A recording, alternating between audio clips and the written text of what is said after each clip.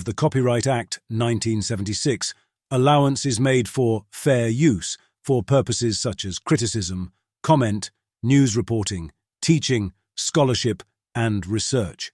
Fair use is a use permitted by copyright statute that might otherwise be infringing. Non-profit, educational, or personal use tips the balance in favor of fair use.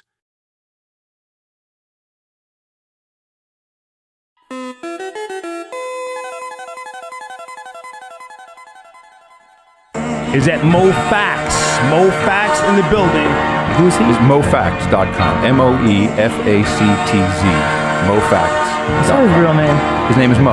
Is that Moe Factz on the line? But it's not Factz. Is that his last name? No. Imagine if it was. He's like he was born for this. He's like the Dalai Lama. I want to present to you the prolific and incomparable Mr. Moe Factz. Mr. Mo, what's up, man? Mr. Anonymous, what's up, bro? How you feel?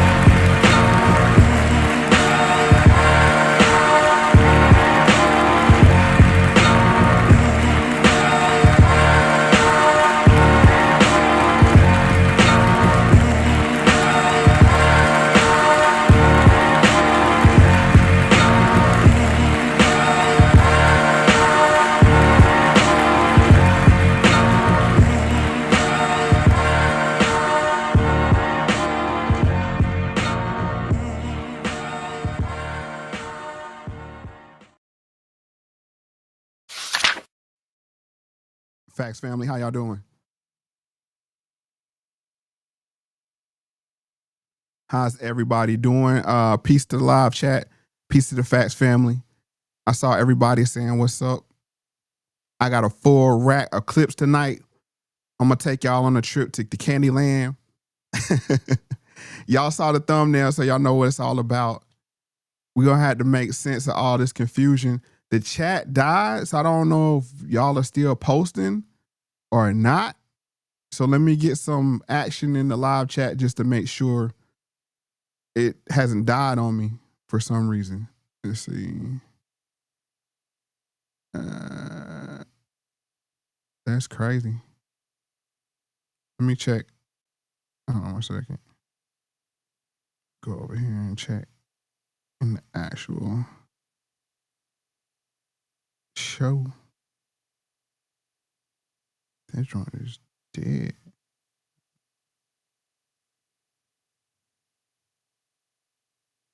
Yeah, that's crazy. I can't see it. Hold on. I can't see y'all comments. 1 second.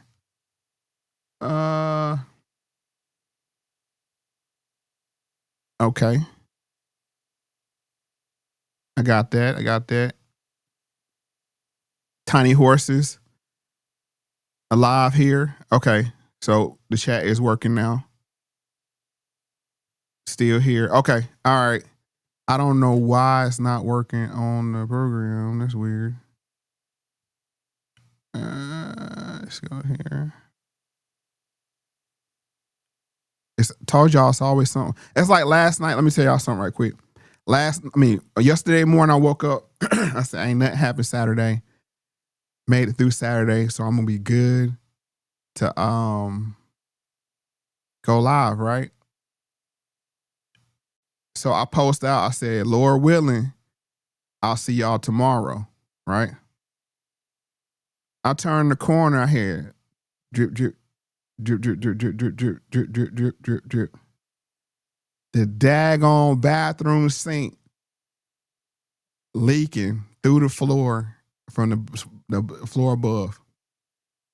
I told you every time I get ready to do something with recording or something, it's always some kind of hiccup. But I'm not complaining because, we got the problem fixed. But it's just like, it's something every time. But I'm glad we got to wait because it's going to make the show even better because some things happen. Miss Minaj at TPUSA, but we're going to get there. But like I said, this show, of course, from the thumbnail, you saw Candace Owens, Nick Fuentes, Ben Shapiro, Big Tucker, you know what I'm saying? And, and all the rest of the crew. We got to talk about what's going on in the conservative media. Of course, I touched on this on one of the episodes. I think it was episode 90, Mockingbird. Yeah, so if you want to get a little forehand information on what's going on, that's a good place to start. And always go to mofactz.com. Everything's pinned to the top of the live chat. This is a value for value production, so if you feel compelled, please, and you find value in it, please do. Somebody said they're gonna crack a can of beer. I hear you on that one. All right, so let's get to it. This whole Nick Fuentes, Candace Owens, turning point, this thing has been brewing well before many months ago when Candace Owens sat down with Nick Fuentes. All right, I'm gonna lay out what I think, what's going on. All right, y'all wanna hear let me see if y'all wanna hear it. Y'all let me know in the live chat if y'all wanna hear what I think is going on. Let me hear, get some couple years in the live chat to see if y'all want to hear what I think is going on. All right. I think that Tucker is calling all the plays. What he's trying to do is outflank Nick Fuentes to ring fence the Groyper vote and move it away from Nick. Install Candace as the new far right crazy person as they see Nick. And then you have the whole spectrum. You had the turning point on the far conservative Zionist side, and then you have the anti-Semitic side. You have Candace on the other end of the spectrum, and they've moved towards Zionism and away from Nick. That's what I believe. That's what I believe is happening right now. And I'm going to lay it out. As y'all know, I got a full rack of clips. So we're going to have to get right to it. And this attack on Nick, I believe, happened. Hold on, let me go ahead and cue up the clip right here. 1 second. I think the attack on Nick started here. It started when he sat down with Candace and they had their little interview. Let me see. And somebody said Nick was just regurgitating 4chan posts from 2013 sign. Okay. And like I said, when I say I'll pay attention to everything, I pay attention to everything. And I'm going to show you. That's why I believe I have a fuller understanding of everything that's at play. And you ask, why? Why is Tucker doing this? Tucker is working at the behest of JD Vance. Everything is about getting MAGA away from Trump and moving it towards JD Vance. That's the play. Everything is about, and you know who big homie JD Vance is. That's Peter Thiel.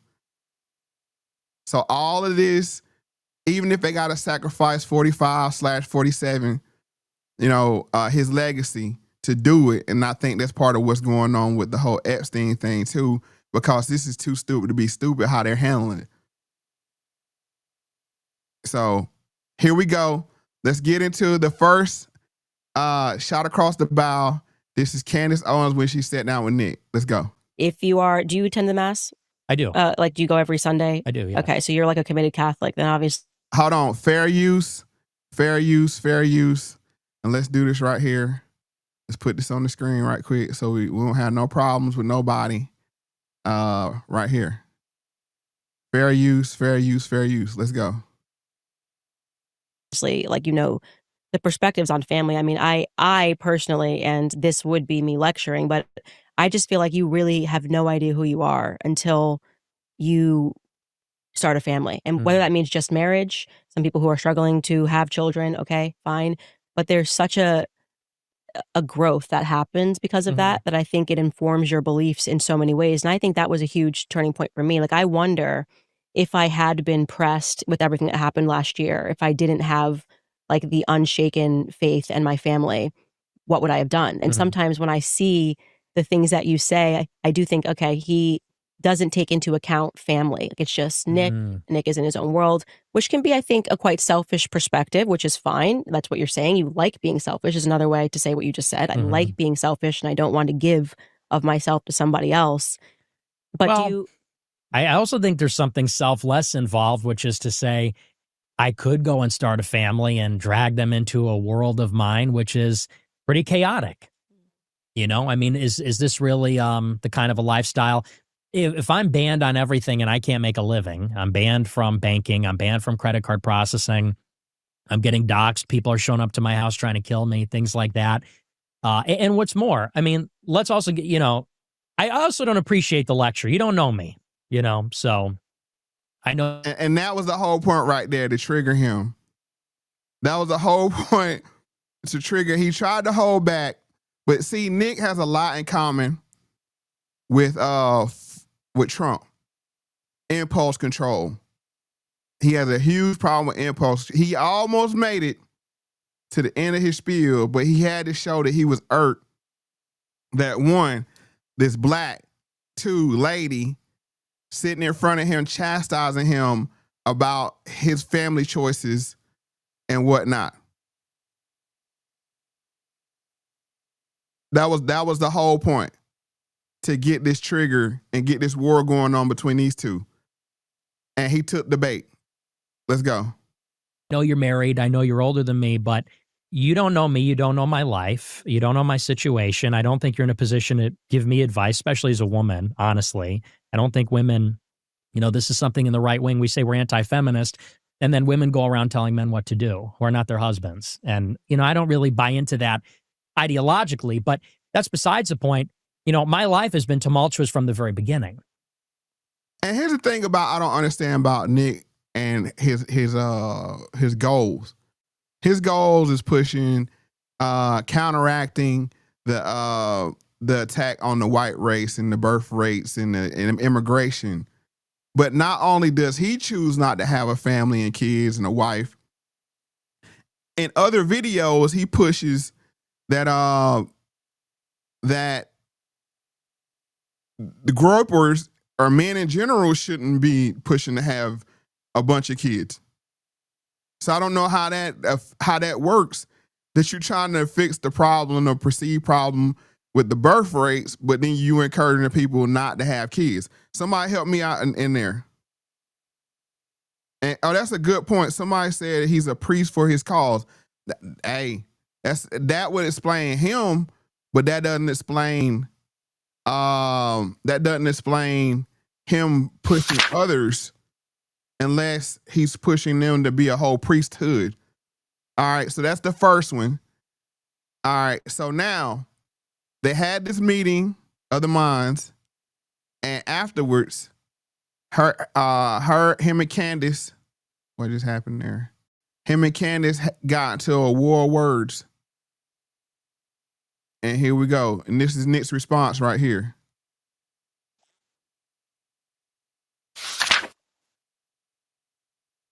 You are a diversity hire. You are a DEI hire. You pander. You know, and she thinks she's some kind of boss bitch. Yeah, you're a bitch, but like you didn't get that way because you're a super smart boss. You got that way because you're super bitchy black token. Like, it is what it is. So I don't know that anyone's ever told her that. But that's the and see, Nick brings up a good point. A lot of these conservatives, and I wouldn't include Candace in this because I think Candace does have a set of skills, a specific set of skills for what she's being deployed to do. But a lot of the black conservatives were propped up just because of their black skin. And it's funny, the people that's against DEI will use DEI when it benefits them. But it's not, I'm not surprised at the same time. Somebody said, I really failed to see the appeal of Candace and Nick. Well, Nick's appeal is, and we'll get to it later, he's willing to say what most won't say. Candace's appeal is she says things that others can't say. All right, let's get back to the clip. It's the obvious and I'm kind of done with all the Uncle Toms. In a way, I'm done with all the Uncle Toms. I'm done with Jason Whitlock. I'm done with Candace Owens. I'm done with all the Uncle Tom token blacks. Like, you're not that smart. You're not even that conservative. You built your career on a grift that is now dead. You were hired when diversity quotas were a thing. You were hired when white guilt is a thing. I don't feel white guilt. I never have. DEI is over. So now you're done. You need to be. And this is true. Like I said, a lot of the black conservatives, especially at first class, the ones that were there pre-2016, pre-Trump, they were really just elevated because they were an anomaly. But you have more skilled people that's coming behind them, and that's what's causing is there's a black conservative war. You see a lot of long in the tooth black conservatives taking shots at Candace because they always wanted to be in the position, and I don't think it's a good position, but that's the position they wanted to be in. And she was able to do it, and they feel some kind of way about it. But it is what it is. Like I said, she has a certain set of skills that she does, and the way she does it, it appeals to people. Contrary to what the person said in the chat about what appeals to them, it appeals to the masses, and we know how the masses think. Bigger the crowd, dumber the crowd. But let's go. Fired, like you're done. You are a diversity hire. You are a DEI hire. You pander. And she thinks she's some kind of boss bitch. Yeah, you're a bitch, but like you didn't get that way because you're a super smart boss. You got that way because you're super bitchy black token. Like, hold on, somebody said, and I wish I could bring the comments up on the screen. They said, nah, black conservatives are the tip of the spear. Y'all can say what y'all want, but we out here doing battle. Battle with who and battle for what? And this is not nothing to you specifically, Juke Joint. Battle what? It's this vote. And I got into a little tiff with, if you would follow me on Twitter, with a person that will remain nameless, but they were like, oh, you posted Nick, haha, LOL. But I was like, vote harder. And that's all you can do. And that's the thing. There's no difference between the black conservative and the black liberal, because the only solution is vote harder, and they get nothing from it. And that's not exclusive to black voters. As we've seen, that's pretty much all voters. But there's this thing that, oh, our side is gonna give you something, for your vote. No, they're not. No, they're not. And I even made a post. I said, right now, and probably for a long time, voting is just picking who you want to lie to you. What style of lie you want to be told to you. And that's it. And that's why I said they start with us. We were the first one. When I say we, quote unquote, black people, were the ones that were not getting anything for their vote. And now you see they started with us, but now it's with mainstream that you're not going to get anything for your vote. Every 4 years, they're going to keep you, they're going to keep you dragging you along to the next 2 years, next 4 years, midterm, general election, midterm, general election, special election, midterm. You know what I'm saying? Just keep dragging you by your nose. Mike said, I voted hard once. I got in trouble, Mo. I don't know what you mean. I'm having a hard time once. And I'm reading on this little screen, y'all. Like I said, I can't see it on the screen now. Something's going on. Yeah, and if someone said, and like I said, I'm just really reading from the screen of my phone. It says Kurt's killing is right for conspiracy. Erica's beyond sus at this point. And we knew that she was beyond sus, holding the crucifix out the window, to posing with his dead hand with all the Gucci rings on, to coming out with the pyrotechnics, to just fill in the blank, fill in the blank, fill in the blank. It's all been sus behavior. But like I said, bigger the crowd, dumber the crowd. WWE has filled those same seats every night they come to town that's being filled now by these political movements.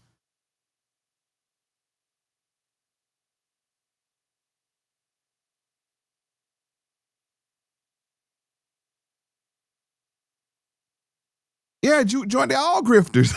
That's the point. They're all grifters. It's just that she's grifted better.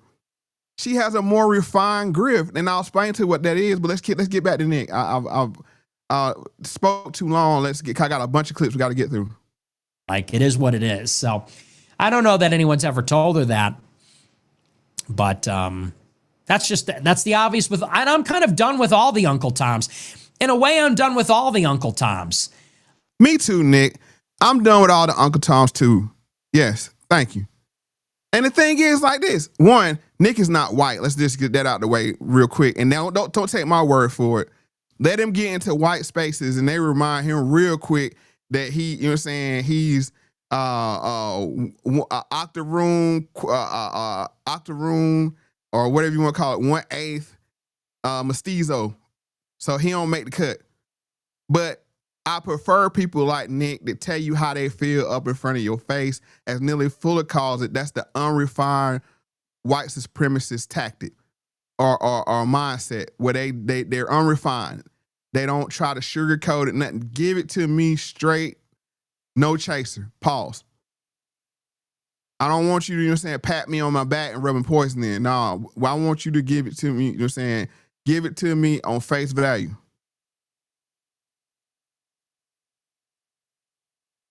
Peace to Tiger Auntie.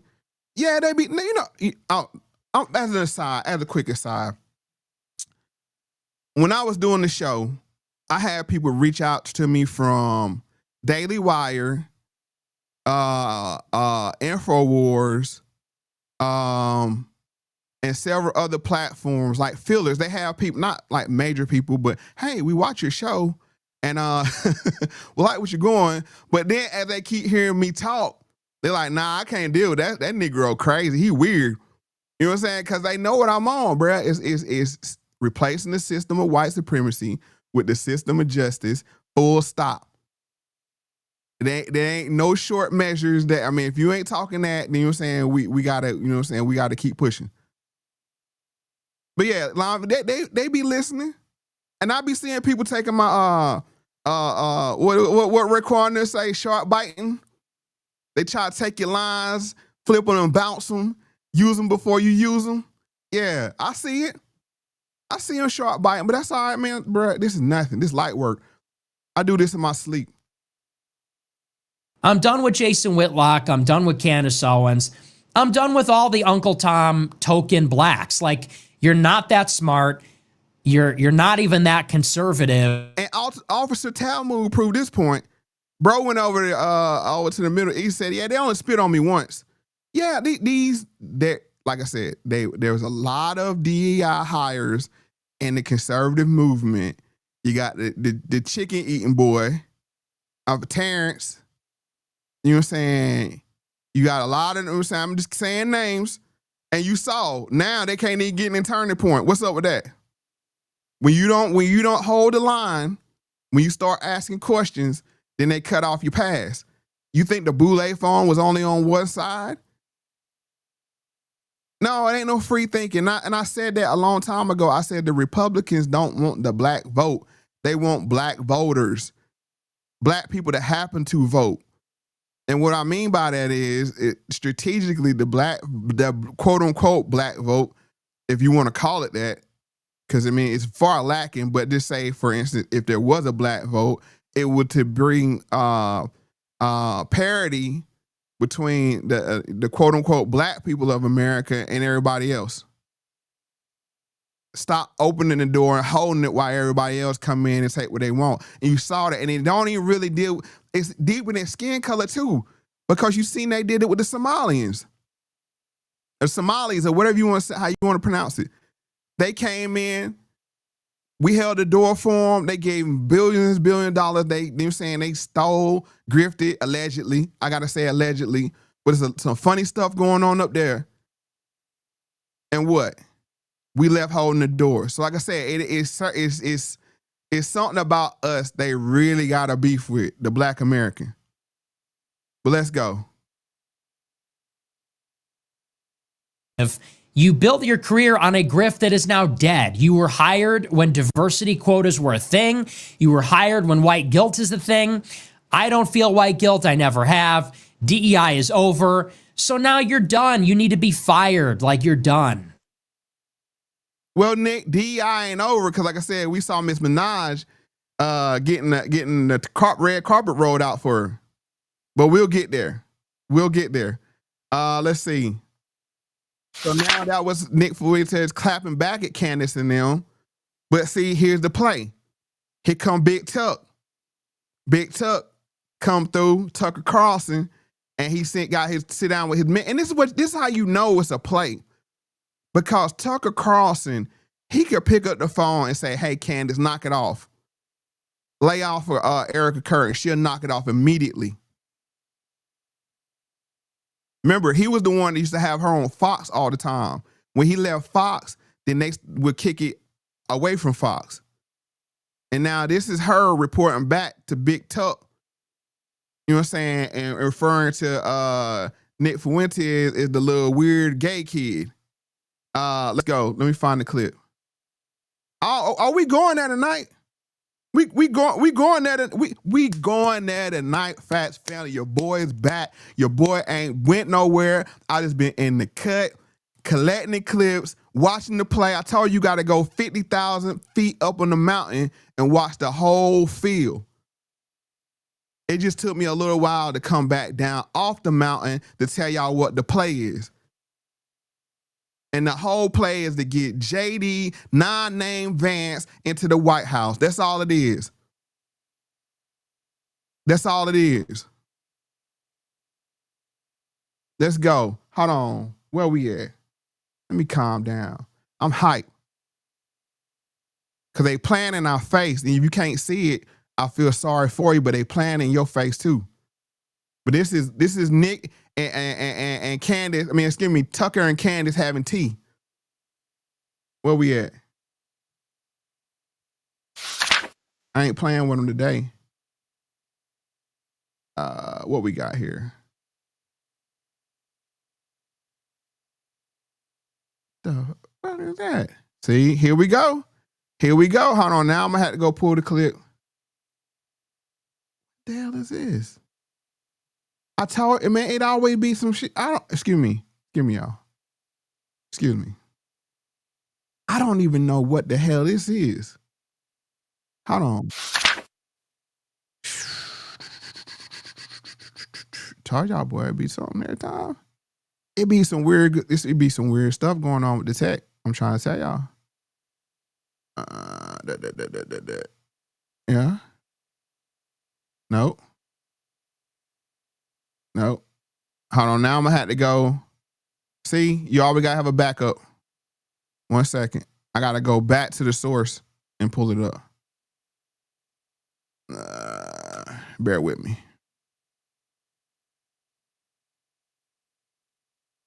See, you always gotta have a backup plan because, bro, trying to tell you, technology be weird. It be weird. It be doing some funny. That's nothing. I downloaded right there. I don't even know what the hell that is. Let's see. Put the sound on. We're gonna go over here straight to X because your boy always got the backup plan. Let's see. Boom. Here we go. That's obvious to me. I've been around a long time. I know when I see it. Yeah, and I will say I don't understand it. We were very kind to him. I truly, we almost. Nah, that wasn't my wallpaper. That's something. I copied the link from this tweet to download it, and that's what it downloaded. That's why I say I say all the links now because I know it'll be doing some weird stuff. And you know what I'm saying? I gotta give it to y'all. Hold on. Let's back it up. You can see on it, Tucker Carlson talks to Candace Owens about the weird little gay kid, Nick Fuentes, attacking Joe Kent and being a control asset used to discredit people on the right. Let's go. That's obvious to me. I've been around a long time. I know when I see it. Yeah, and I will say I don't understand it. We were very kind to him. Like I truly, like we almost said like we felt maybe he was a bit lonely. We should invite him back for dinner. I mean, that's how good of an experience I had. Clearly. And then it was a 180. So it's either. Somebody said the clip got echoes. Can y'all confirm that? The clip got echoes. Why does it have echoes? What are we doing here? All the clips?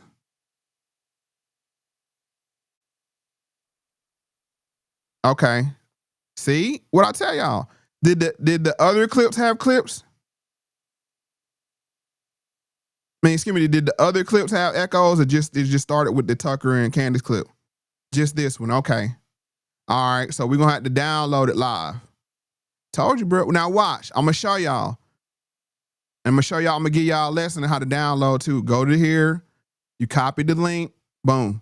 Now I'm gonna open up 4K downloader. I mean, there's other things you can use as well, but I prefer 4K downloader. 4K downloader. Okay, we doing this live. I'm showing y'all how behind. Okay, do I have an echo?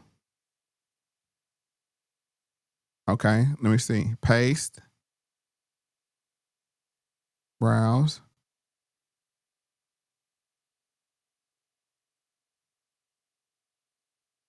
Okay, I'm downloading it. Paste. Save as. Okay. Save. Download. Yes, I want to overwrite the other one. See, it did it again. 9 seconds is what it says. That's weird. That's when and this clip got an echo to it. That's strange. All right. What we're gonna have to do is go to another. See, I'm trying to tell you, it's always something. It's the good clips too. It's always the good clips. But you know what? I shall not be discouraged. All right, we're gonna copy it again. Share. Copy link.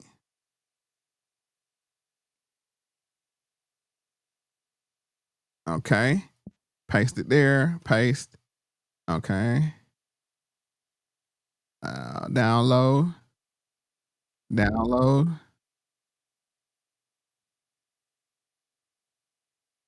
Download.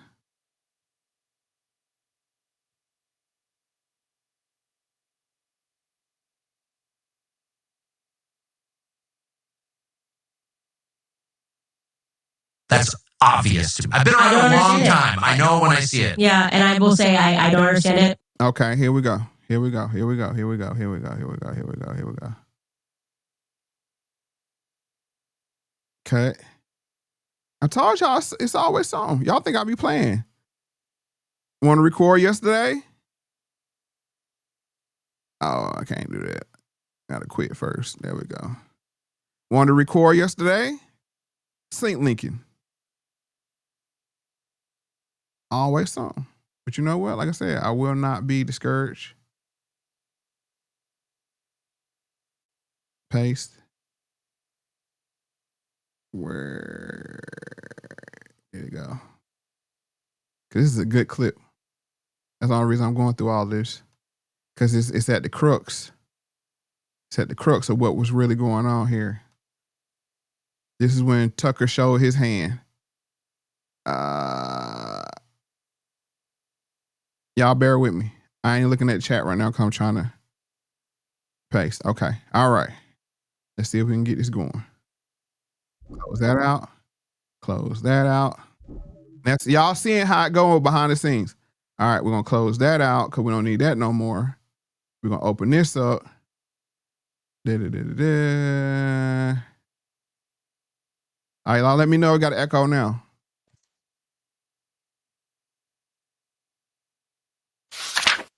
All right. Obvious to me. I've been around a long time. I know when I see it. Yeah, and I will say I don't understand it. We were very kind to him. Echo? Yes, no. Before I continue on. No, we good. No echo. Okay, see, nah.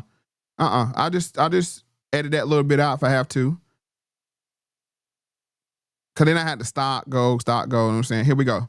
This is them having tea about Nick, the weird gay kid. That's obvious to me. I've been around a long time. I know when I see it. Yeah, and I will say I don't understand it. We were very kind to him. Like I truly, like we almost said, like we felt maybe he was a bit lonely. We should invite him back for dinner. I mean, that's how good of an experience I had. Look how she trying to play his face like she see, and that's what I'm saying. This is why Candace is who Candace is. She plays it. I don't know what I'm saying. I don't know what I'm doing. I don't know why you're triggered. I don't know. He's just weird. We wanted him to invite him back to dinner. And like I said, I love it. And the reason why I love it is it causes confusion amongst the system. And then you're saying now it's they think it's controlled demolition. But one thing they don't understand about Candace Owens is, bruh, she is literally a wild card, and she has no loyalty to any. She's like the Joker. Like, she'll burn the money. It's not about money to her because, you know what I'm saying, her husband is straight.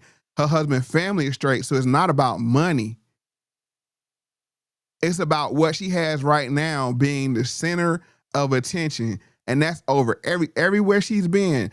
Prager, TPU, she fell out with him. She fell out with Ben Shapiro. She fell out, you know what I'm saying? Like, everywhere she's gone, she fell out with Ye. They got back together. You know what I'm saying? Like, everywhere she's gonna put herself first. They haven't realized that yet. It hasn't clicked in their head yet.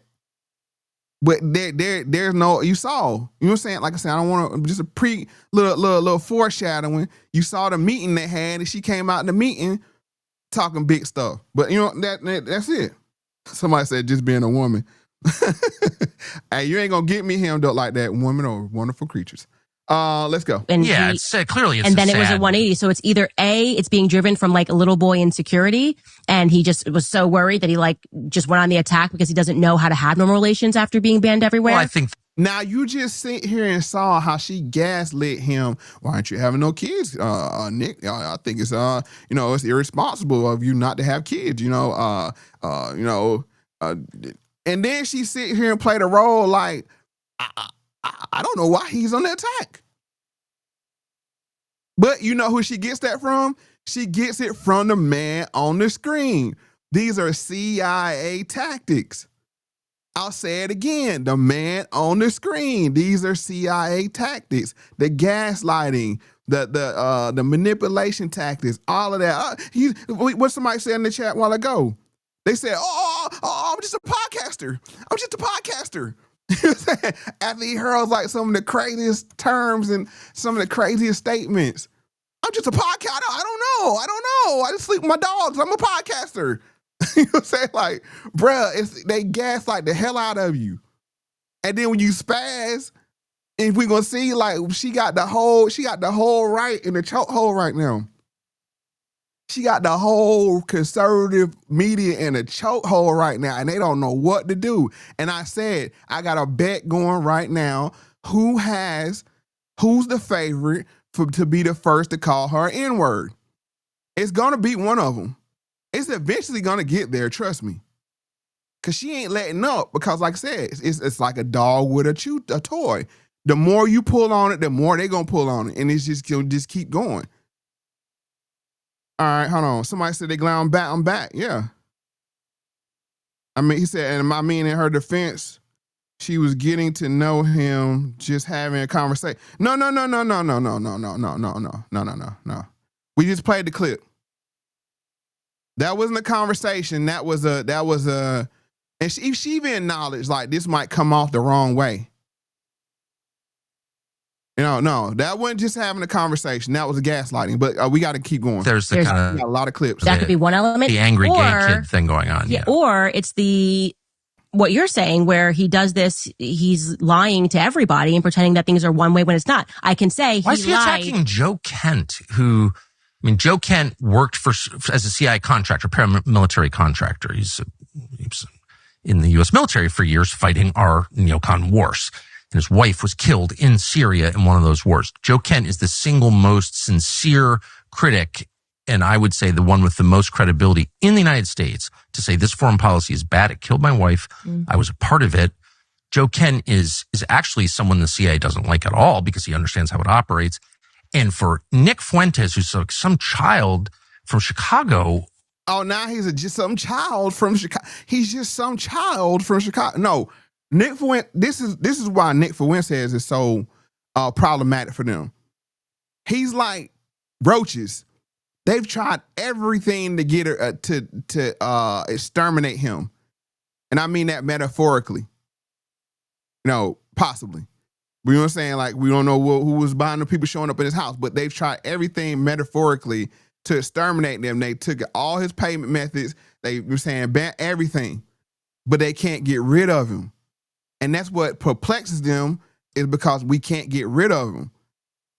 And for him just to have a microphone, I don't know what kind of infrastructure Nick has behind him. He might be working for somebody too. Yeah, I don't know, but I just can't figure out when you say something like "don't vote," that makes me like that doesn't benefit anybody not voting. That's why I say it. Don't vote. If you ain't getting up for your vote, don't vote. And that goes for both parties. And it ain't all not to vote for them. No. We ain't running across the street from one plantation to another plantation. Not for me personally. You do what you want to, but. That's why I can't see what the play was him, but that's what perplexes them about Nick, is that he, you know what I'm saying, they can't get rid of him. To go after him specifically, one congressional seat in Washington State. That is random. It's not random, though. It's the opposite of random. Joe Kent was number one on the list of people they wanted to knock off, people who believe in our neocon foreign policy. They wanted Joe Kent out because he could stand up and say, I actually know. I've got the receipts. My wife was killed in Syria. You had to take that guy out. And Nick Fuentes, this child, this weird little gay kid in his basement. And there it is. The weird little gay kid in the basement. There it is. Yeah. We know more about Tucker's dad, and allegedly he did. Come on, knock it off. That's that thing. That's that gas. Oh, well, my dad was in the. Oh no, my dad was in the CIA. I didn't know. Oh wow. Like, come on, knock it off. In Chicago, is participating in a super PAC to bump off Joe Kent. Like, I've been around this my whole life. I know what that is. It's just an organized effort. Yeah. And he also did the thing that David Duke always did, including to me, which is be like, oh, yeah, it's my friend. And everyone's like, oh, Tucker Carlson's been endorsed by David Duke. I've been making like the anti-racist argument my whole life. Right. Like, I'm not for David Duke. Do I think David Duke is right when he's against affirmative action? You bet I do. But I'm not for David Duke. But David Duke would try to discredit people. See, there goes by the code, I got to be clear. By the code, you can't say who is and isn't a white supremacist. You can say allegedly or possibly, but I prefer to say there goes white supremacist tactics. That right there. I'm not racist. You know what I'm saying? That's that refined. And that's what now you're seeing where the battle is. It's refined versus unrefined. You have, and I post, like, y'all need to follow me on Twitter because I'll be dropping breadcrumbs of what's going on. You have refined versus unrefined. You have people refined like Charlie Kirk and Tucker Carlson, all these people that have plausible deniability. Like, I'm not racist. I sit across from a black woman. Look at me. I'm 6 feet away from her, social distancing. You know what I'm saying? That kind of thing. Whereas you have other people that are out and out, say all the words, say how they feel, and they're saying that's bad for business. You can't do that. That's bad for business. Let's continue on. People by hugging them. And that's exactly what Fuentes did. He goes out there, meet all these people, show up, hi, I'm Nick Fuentes. Can I get my picture with you? That's a campaign to destroy credible voices on the right. And Fuentes is part of it. And I know I'm inviting endless trouble by saying this because, this is a kid. Now notice, this was just months before he sat down with Nick Fuentes. He had this mindset, if you shake hands, if he says he's my friend, then that looks bad on me. Now all of a sudden, after, Nick bodied him, after you gonna see the takedown. Now it's like I have to get in and try to wedge Nick away from the Groypers. That's the play. And then in wedging, I install Candace in as the false floor, as you would say, if you say top to bottom. Like, this is as crazy as you can get as Candace. And that's what she's being implanted to do. As they move it actually more towards the refined way of business. That's from my perspective. Let's keep going. With a lot of spare time, but it's just a fact. And I've seen it a lot. Yeah. And I, you can believe me or not, but I know what I'm talking about. I can and I appreciate that, Bert. He said, not gonna lie, I peeped this play probably from learning from you. And that's the thing. I just try to share information, like downloading the video. Nothing I do, I don't want to keep it as a secret. Because if you can learn anything from me, that's the purpose why I'm here. That's what value I try to bring. That way you're not getting caught up in being emotional about the plays. That's why I can sit here and listen to these people and not go on a rant like, why are they saying that? You know, they make my feelings hurt. They make me feel bad. No, because I'm listening for what they're actually saying. I appreciate that. Yeah, Eric P. Business is bad for business. Continue. confirm he's dishonest. I mean, there's no, so it's like you use that as your, like, I could not determine what his motives were. And I said, you know what? I don't have time for this. I gave you a fair chance, gave you a fair shake, and you are a fundamentally dishonest human being. You know, there was no reason to do it. If he had not done that show and screamed and yelled, his followers would have been like, oh, that. Hey, I want y'all to peep something right quick, because I just peeped it on the fly. Notice she has the same inflection to her words. I think that's the correct word. And it's a milieu with what's the blonde hair chick? She's gonna be later in the show. Let me see. She's gonna come around. But Megyn Kelly, notice she had the same everything. She looks like a brown Megyn Kelly. I just peeped it from this angle. Why? Pay attention when I play it back. And I said, you know what? I don't have time for this. I gave you a fair chance, gave you a fair shake, and you are a fundamental. See the hand movement, all that? That's milieu. You see what I'm saying? And that's what I'm saying. All of these people are on the same side, bruh. All of these, Megyn Kelly, her, all of them are on the same side.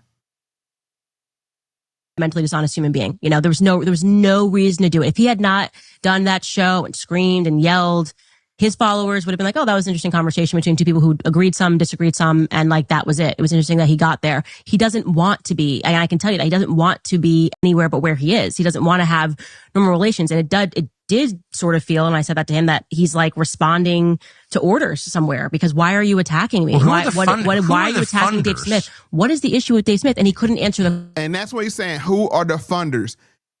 I don't think that's a genuine question. What he's trying to do, I believe, is that wedge.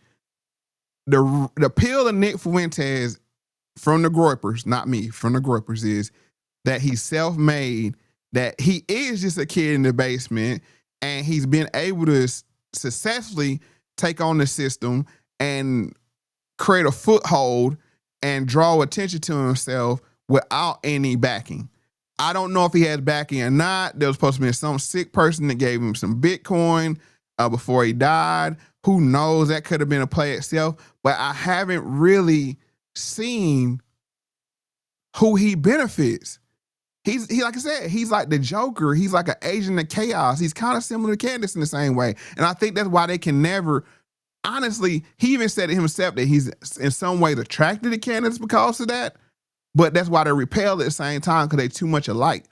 That their narcissism is so strong that it's over any party, over any allegiance, over anything bigger than themselves. The question. Exactly. He couldn't answer the question. He was just like, well. The fakest thing I've ever seen. And I'm like, why do you hate Dave Smith over Joe Rogan? All right, let's keep going. Like I said, I got a lot of clips too. So now there's just a little background. Excuse me. This is a little background on Tucker Carlson. A little clippy clip I found. Let's see. Keep going here. Number 5. And like I said, I'm in my basement. I got a family, wife and kids and everything, but I'm a one-man show in my basement. Y'all saw I do my own clips. I play my own clips. I don't have nobody in my ear saying, oh, don't say that. Don't say this. Don't say that. I don't have nobody right now that can call my phone and be like, oh, you're crossing the line. I don't have none of that. And to be honest with you, never do. Yeah. What's your boy saying? I'm a one-man army, son. I never been ticking out. I keep podcasting looking out. Shout out to the woo. Let's go. Hold on, what we got here? Okay, we on number 4.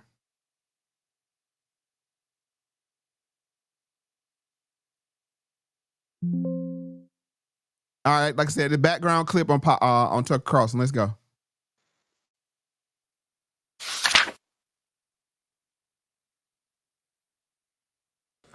And again, as I said, the shtick is sort of built on this perception that he is the character he plays. He is every man, this kind of, he's not right-wing, he's a populist, fighting for you against the powers that be. This is the truck. Y'all forgot about the bow tie, right?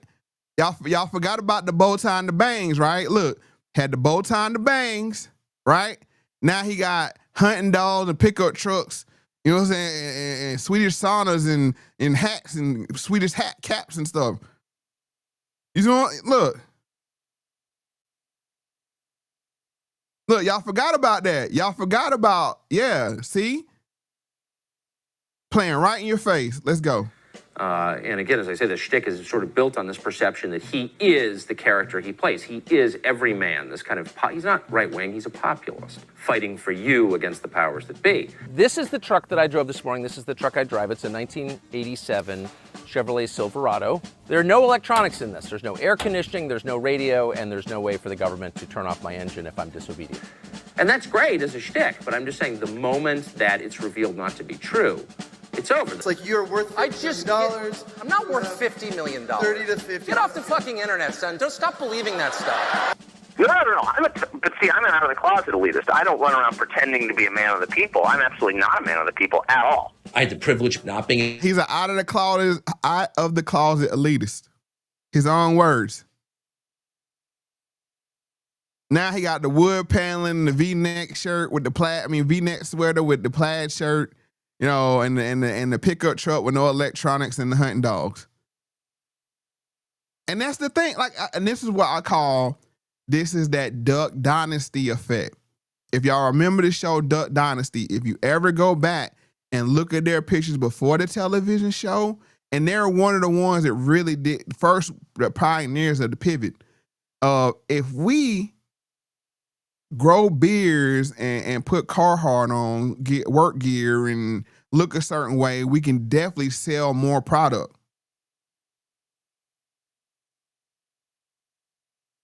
That's the play. And then everybody is following the play. That as where if you look at a Sarah Palin and if you look at a Marjorie Taylor Greene, they're actually the way they present themselves. JD Vance is another one, the whole JD thing. Good old JD down there from Kentucky, by way of Ohio. Oh, JD's our guy. You know what I'm saying? Like wrote the book. He did the Obama play. He's following the Obama play. Let me embed myself. If you talked about Obama was a poor black kid from Chicago, from the mean streets of Chicago who liked to play basketball. No farther from the truth, bro. It's like from Hawaii by way of Indonesia and then Ivy League schools and then made it to Chicago. They doing the same thing with JD Vance. And don't fall for it. Interested in money because I didn't grow up in a family where we were worried about money, so I just never really thought about money. Tucker's great-great-great-grandfather was known as the cattle king. Bruh got them 360s, don't he? Hold on. It's like bruh got them 360s. And he got the Beijing in the beard. King of California, the largest landowner in the United States in the 19th century. Just to give you an idea of the enormous wealth. Well, it's kind of like a Kramer versus Kramer situation, right? They got a divorce and she took off. Tucker spinning and his brother did end up with part of the oil and gas minerals that she owned in her estate. So even that went well for Tucker. Well, I'm extraordinarily loaded just from money I, inherited from my number of trust funds. Wait, now look, he just said I was broke. Straight up gaslight, lied to you. And shout out to Milk Bar TV. If you ain't, go check out. He does a lot of these supercut exposing the contradictions. Does good work. Milk Bar TV, give credit where credit's due. Swanson deal. She wasn't your mother. That's how I felt. I had a mother. That's my right. dad got They go Vanilla Candace. be married to someone I think of as my mother. 1979, the father, he's going to marry Patricia Caroline Swanson. She is the heir to the Swanson billion-dollar fortune, the frozen food family. Serve Swanson dinner soon. I'm extraordinarily loaded just from money I, inherited. You're a trust fund baby, are you not? No, completely. I've never needed to work. I think there's kind of a See, that's what I appreciate right there. Oh, completely. I never had to work. I get high. I was thinking about working. Give me that energy. Don't act like you just chop some wood to put in your wood stove to keep the house warm. But out of necessity. You might do that, but you're saying you don't have to. Just keep it real. deep phoniness at the center of his shtick. I worked in a kitchen in 1985. Everybody in the kitchen had a criminal record. Every single one. But of course, every dishwasher has been to prison for something, right? I do really prefer the feudal model, which is it's the model of all time. One thing you learn when you grow up. Yeah, I'm sure you do, but you prefer the techno-feudalist model. And that's where they got us headed. It's not communism. It's not capitalism. It's not socialism. They have us in a techno-feudalism. That's where they got us headed. Continuing. Up in a castle and look out across the moat every day at the hungry peasants out in the village. And Anthony Roberts, man, y'all gotta. I'm gonna do something with that book, Man Grandpa. Yes, it's a great breakdown of Elon Musk's grandfather, who he was, what shaped Elon Musk, his father. You see a lot of weird stuff coming out of South Africa, and it's a lot of South African right now working either I don't want to say with Trump or around Trump or via Trump through Trump, but a lot of South Africans, too many for my liking. Yeah. Is you don't want to stoke envy among the proletariat. This Swanson heir essentially posing a question to this audience that they never really have to ponder. What sane person would choose to live, and let's do top end, $30 million, 16th floor apartment in a crowded city over a log cabin in a pine forest with the wood stove glowing as the snow falls? $50 million, right? Because the whole thing is predicated on the fact that he is who he says he is. And just nobody is that person, especially not someone who makes $1 million, or many millions a year. Actually, he's been able to get, a $20 million a year contract. So I have a book out coming Monday. And I'm not rich, but I paid my house off. He sold his Washington, D.C. home for $3.95 million in July of 2020 to purchase, a $2.9 million property in Boca Grande. And don't he got some house he bought over in Qatar somewhere too? Lot of vacation homes for just a good old, down home truck driving, salt the earth kind of guy. Small community in Southwest Florida. We have 4 kids, and they all left. They all went to boarding school when they were young, so they, we've lived alone for a while. No, trust me, you will send your kids to boarding school. Oh, no, I will not. I promise you that. I love my kids, and I want to hang on to them and love them and give them a kiss at night, and not have to talk to them via AT&T. Jesus, you rich people. You got real defensive there. I just read a number that's like a lot of money. I don't know what. And see, this is why they hate Nick Fuentes right here. Hold on. talk to here. him via AT&T. Jesus, you rich people. You got real defense. These types right here, this was the Groper War, 1 and 2. Coming to the turning point functions, asking the tough questions.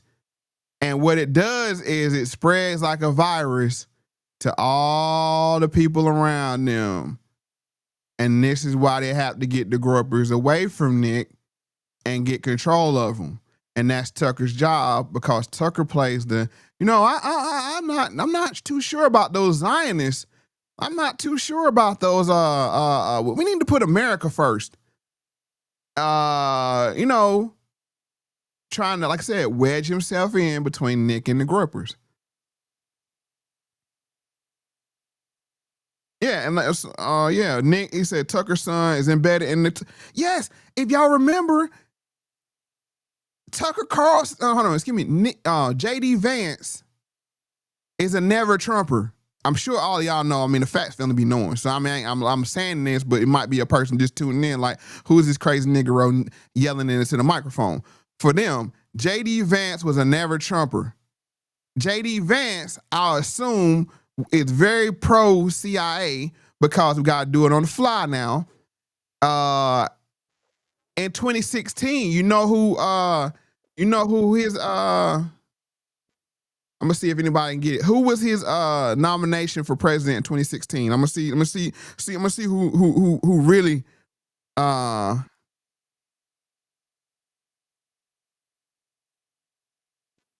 2016, who was JD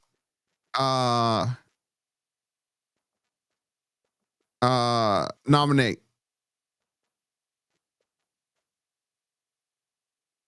Let me see.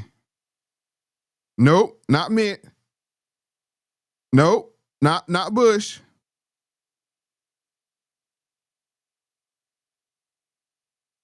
Let me see. I'm gonna give y'all a couple more guesses. Y'all slipping. Y'all say I went away. Y'all slipping.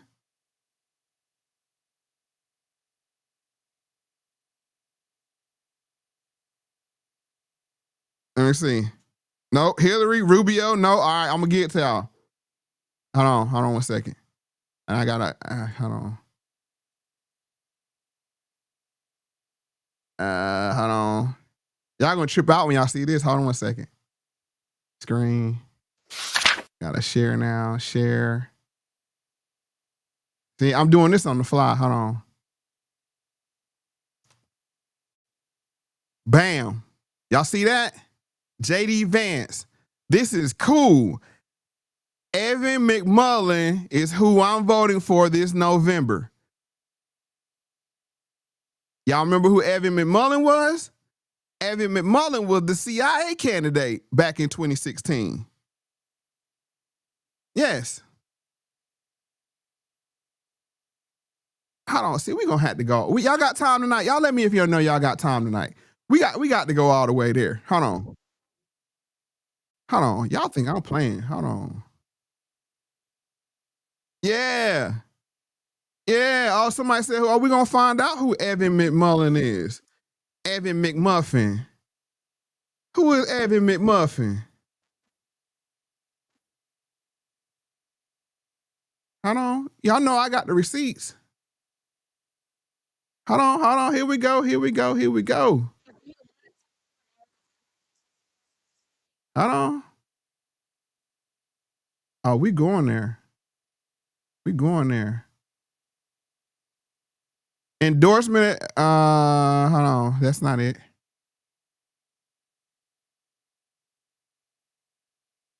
Evan McMullin. And I gotta find it.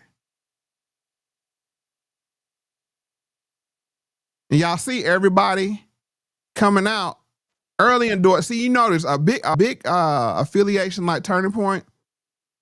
Here we go, right here. Boom. When you lose yourself. What I say on the screen? Former CIA Evan McMullin. When you lose yourself in service, you find yourself. That's Evan McMullin. Service of others, in service to the country, you find yourself in a way that you can't when you focus on yourself exclusively. My career started off with a dream I had when I was in high school. My dad brought home a movie, a spy movie once, and we watched it as a family, and that captured my attention. And from that day forward, for years through high school and college, all I did was think, drink. Hold on, we ain't got time. He kind of boring, bro. He dry. Pause. Summarize the video. See, this if y'all don't know, if you hit ads right here, it kicks in the Gemini for the video, and you just read it. It said Evan McMullen, a former CIA agent and 2016 presidential candidate, discusses his path to service and the importance of finding balance in his life. This is who your never Trumper, J.D. Vance, voted for and campaigned for. Yeah. Uh-huh. Uh-huh. Hold on one second. Evan McMuffin. Let's see where he's from.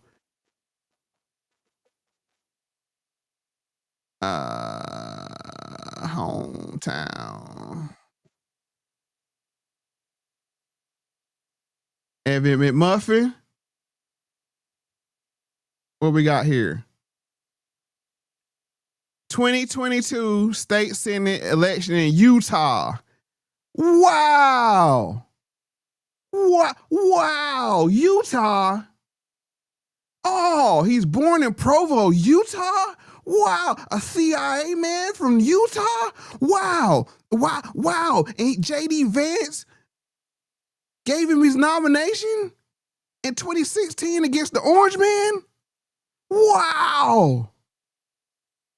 Get the hell out of here. Stop playing in my face. Let's go back. Okay, so we done with the Tucker Carlson. Uh-huh. All right, now, after that, Nick went ham. Nick went ham on him. Hold on. Let me close this out. Yeah.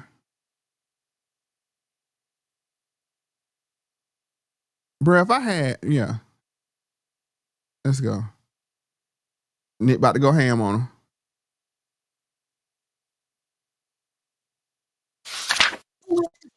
Oh, here we go. My bad.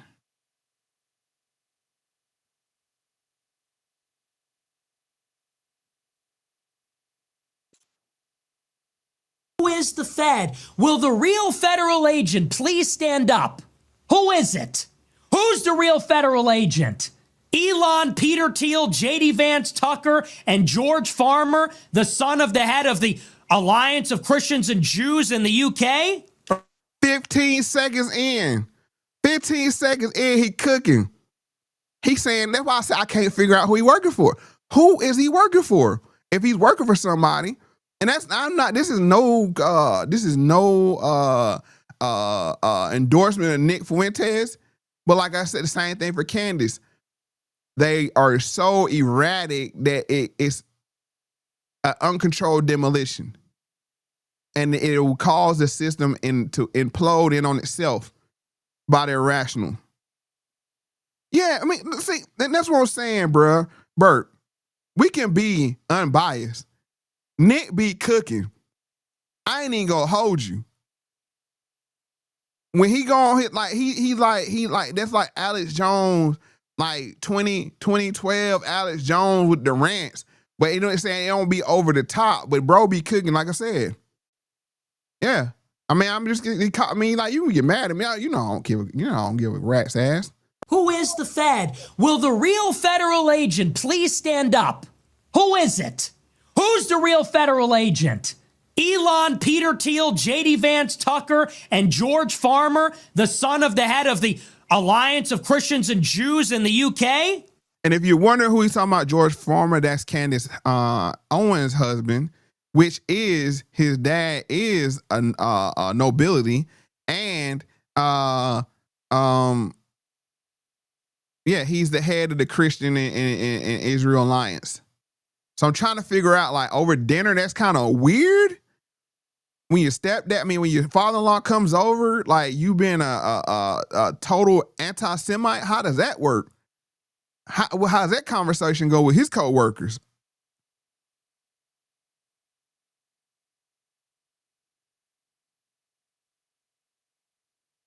Somebody said, okay, book it. Tiger Auntie said, she said, oh, I know exactly who they're going to pair as J.D. Vance running mate. Johnny Kim, another military man. All right, let's go. Or the realest. Patrick Bet David said, why do you say the N-word? It's to show people I'm real. Why do you roll out of bed at 3 a.m. and do a show? Why do you say you're going to have hate sex with Candace Owens? Why do you say it's to show you I'm the real Nick on the show. All these people that have been taking checks from Fox News, Turning Point USA, Dennis Prager, they're just not ready for this. They're not ready that we're in the Groyper generation. Because all this time, these past 8 years, what do you think I've been doing? Your attacks, your slander, your persecution. I have only been growing stronger. Don't you get it? I have only been gathering strength. 8 years. Lied about, censored, attacked, persecuted. Well, you were at parties getting millions of dollars for doing bullshit. Your show is ass, and you're full of shit, and you're retarded. And that is why I'm not just coming for Rumble. I'm not just coming for Twitter. I'm coming for all of it. I'm coming for all of it. And see what he did. This is what Nick's strategy what he did was he took the 4chan talking points, as y'all previously mentioned, and he studied Trump. He studied Trump. If you watch him, like I said, the same thing with Candace and Megyn Kelly, he studied Trump style. If you watch the hand movements, watch how he repeats the same thing, even to, like I said, the loss of impulse control. He couldn't get out of that conversation with Candace without going that way. And we're seeing as Trump gets older, he's getting worse. His impulse control is getting just it's non-existent now. But that's what he's like captured in a time capsule. What people liked about Trump in 2016, and I ain't gonna hold you. I used 2015 to 2016. Trump was my entertainment. I would come in and watch his rallies because it was so funny. And he was saying what wasn't supposed to be said about who you couldn't say it about the globalists and all this. You know what I'm saying? Even though he had whatever was going on with him, it's just, okay, you eat the meat, leave the bones, pause. And that somebody said the kids are fake. Kids are fake. I mean, what as opposed to who's real? That's what I'm saying. It's like, right, it's like a wrestling speech. And that's what I'm saying. This whole, if you're looking for real, turn the laptop off, turn the tablet off, turn the phone off, and go talk to your neighbor or something. If you want something real. All of this is poly entertainment. That's all it is. Political entertainment. It's poly entertainment. And it's like, who can we, and I used to use this word a lot and I got to bring it back. Who can we activate enough to go put their vote on paper for us on Tuesday? That's all it boils down to. Who can we route the same way with WrestleMania, and who can we activate to go buy tickets for WrestleMania or buy the pay-per-view or whatever? It's the same mentality. Nah, ain't nothing real. You know what I'm saying? Everything is about activation. Then it activates you. Then you go and give consent, and you give consent, and then you can't complain about it.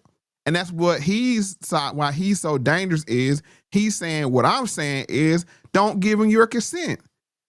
Point out the BS. Now, me and him are diametrically opposed because he believes that white supremacy is the system is the solution, and I'm saying the system is the problem, but he misclassifies who is the problem by saying it's the Jews, which is not. You know what I'm saying? They can't even wipe their ass on their own without saying the system. Let's just keep it 100. I mean, let's just keep it 100. We continuing. You thought you'd bring me on the show and press me about Dave Smith? You don't know who the f*** you're dealing with. You let in a fucking dragon, bitch. Imagine shooting a man with this last bullet, which actually happened to me. They came to my house. They tried to kill me. I'm still here. Why is he so mad? And I use this clip right here because you can see how, bro. Watch the dude in the corner. I'm gonna wind it back a little bit and watch how hype he getting while Nick talking. That's why I use this clip so you can see the stimulus and the response. The stimulus and the response. Now watch. Watch how hype he gets. Last bullet, which actually happened to me. They came to my house. They tried to kill me. I'm still here. Why is he so mad? Like, not even mad. Like, why is he so hyped up? Like, I don't know Nick like this, but let's continue, man. And Brad ain't even, he's American. I think he's got his papers. But Brad got he bought in. He got the American flag. I think he's from Russia or somewhere Eastern Europe. But Brad bought in. And if you really look into the demographic of the Groypers, bruh, they not, and like I said, I ain't Groyper glazing because we gonna see where this goes left in a minute. But continuing on. I'm still at this house. You know where to find me. You tried shooting with your last bullet, and I stand there, unfazed. So bring it on. Elon Musk, Tucker Carlson, Candace Owens, Charlie Kirk. I'm coming for all of it. I'm gonna fuck up your apple cart, and all the king's men are not gonna be able to put it back together again. You might kill me in the process, but you're fucking done. And there it is. And what they say on the Ninjas in Paris, that gets the people going. That gets we know, look, we understand that it's theater, but it's a reason why the king had theaters. It's a reason why they had and another thing, a lot, and that's not specifically to you, bro, but a lot of people get to this point, well, it's just theater, just bread and circuses. It's a reason why the Caesar and the kings had theaters and circuses. You know, it's bruh, it's a reason for all of this. Like when that's another trick bag they want to get you in of just bread and circuses. Oh, it's just theater. Okay, why? See, I come from the school of the 5 whys. See, that's my background, my occupational backgrounds, the 5 whys. Whenever you want to get to the root cause, you ask why 5 times. This is the problem. Why? Why that happened? Why? Why that happened? Why? Why that happened? Why? You keep asking why until yes, right, pay attention to everything. And the truth revealed, you can only get to that truth that's why children are naturally, God implanted children naturally with the 5 whys. And that's why we hate it as adults, because it makes us think. It's like, why is the moon fall in the car, Daddy? And you give him an answer, why is that? And you give him that answer, then why is that? And you give him that answer. Bro, I'm trying to I've been doing so much studying and reading. All of that is theta programming that you get up until the age 7. And then you learn about basically like osmosis and just learning from watch behavior. Not what that's what it said, do what I say, not what I do. That don't work with children. We are theta programmed by the age 7. Before then, we were naturally God-given to ask why, to be inquisitive. Let me stop, bruh. Somebody gonna get it.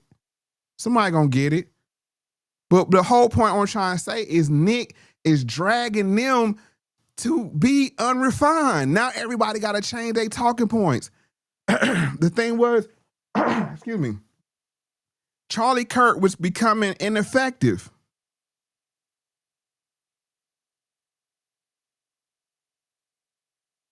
Charlie Kirk was becoming ineffective, and Nick knew it. Because watch what he say here. Hold on. Like, I got a whole bag tonight, bro. Like, y'all been playing, bro. Y'all been watching them stepped on, watered down podcasts, bro. I'm back. The big homie back. I'm trying to tell you. One thing I realize I'm good at is this right here. I'll tell you that much. And that ain't no cap. That ain't no nothing. I'm a podcast with 2 legs, walking. Play with me.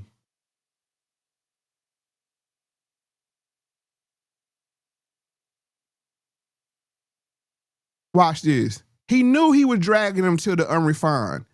And that's the thing. You lose elections by going unrefined. Here we go again with this. See?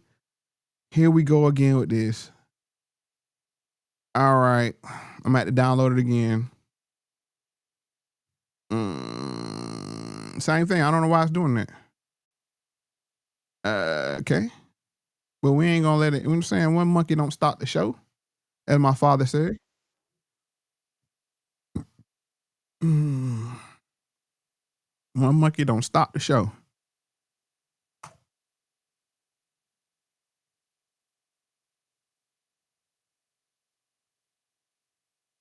No, I'm just saying. Somebody said go take a pee break, y'all, while I get download this other clip, because like they playing with me with these clips. That hold on, I know it's no, it's not that one. It's this one. See, that's why I say the links though. See? Why I say the links, just for the cases like this.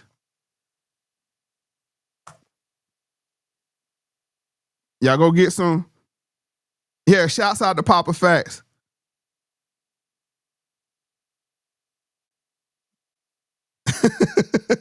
Is that Mo? I don't know. What is 45? Am I old? Hey, am I still have I graduated? The OD? Or what?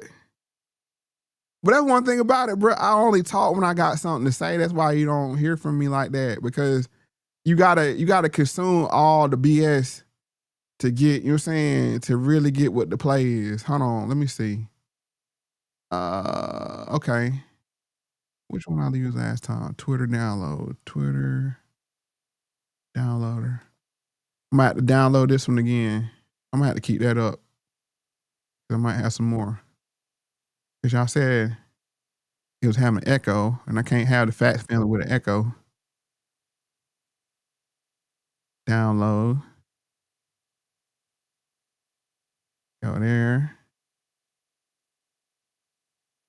Drag that here. Okay. We're just gonna leave that up right there. So yeah, just copy the link, and the one I'm using now is Twitter downloader. Let's see. Going back. I thought about giving a class on how to do this on the behind the scenes. Cause everybody need to have a voice. Yeah, everybody need to have a voice. And it ain't gotta be in this. It gotta be in something though, because we all have something to contribute. But okay, let's see.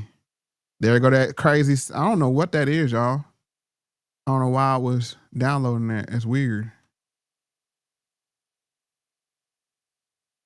Here we go.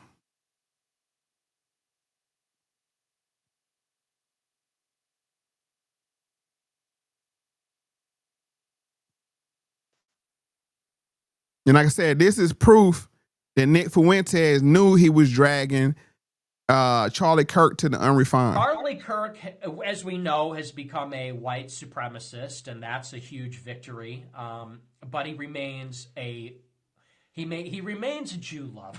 Paul, like, look, you two don't bang me. This is for educational purposes. he remains a Jew lover, and that I don't use language like that, you know.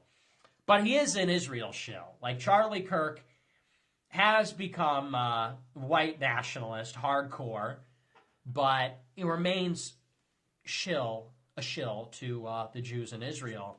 And I've said that for a long time.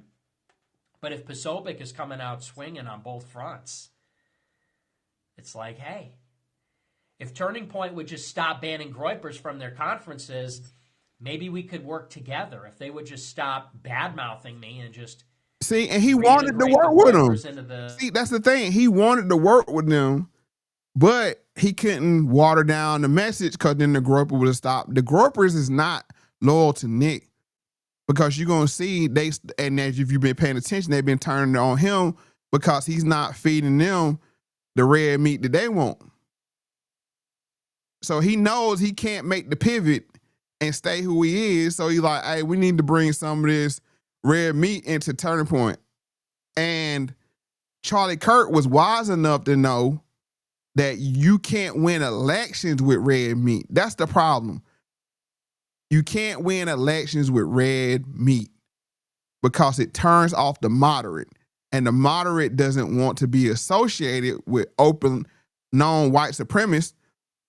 That's why Tucker Carlson saying what he said about the David Duke effect.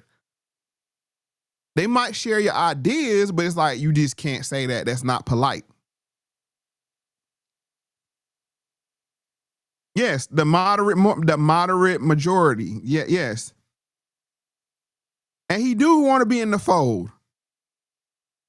He do want to be in the fold, but I think he has a greater understanding to understand that my smaller audience is more loyal audience, whereas the mainstream audience is fickle. They turn on people all the time. It's the flavor of the week, like here today, gone tomorrow kind of thing. Whereas with the Groypers, he like I said, he's the Joker. All right, that's enough of that clip. All right, let's see. But I just wanted to point that out, that he even said that Charlie Kirk was becoming white. I'm not saying that. Like I said, I can only say what tactics are or aren't. By the code, you can't make those kind of accusations unless you have proof of them saying it or agreeing to it. Let's see. But this is Charlie Kirk in his own words, countering what Nick said. So let's go back here.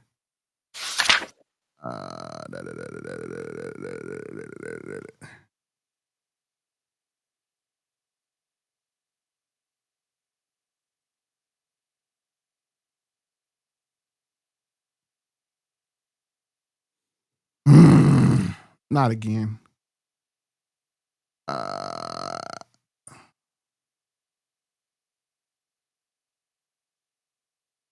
Bro, what is going on?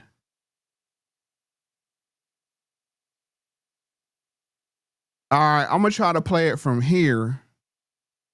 Okay, I'm not gonna use that. I'm gonna try to play it from here. Y'all let me know if we got a reverb. I'm tired of downloading videos on the fly. If I have to, I will, but I'm gonna see if X. When I play this clip, y'all let me know if it's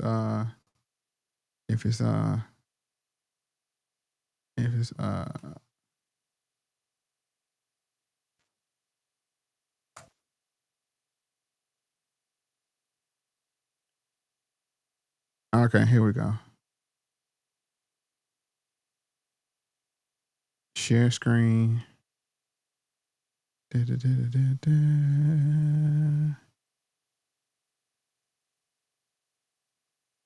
Nope.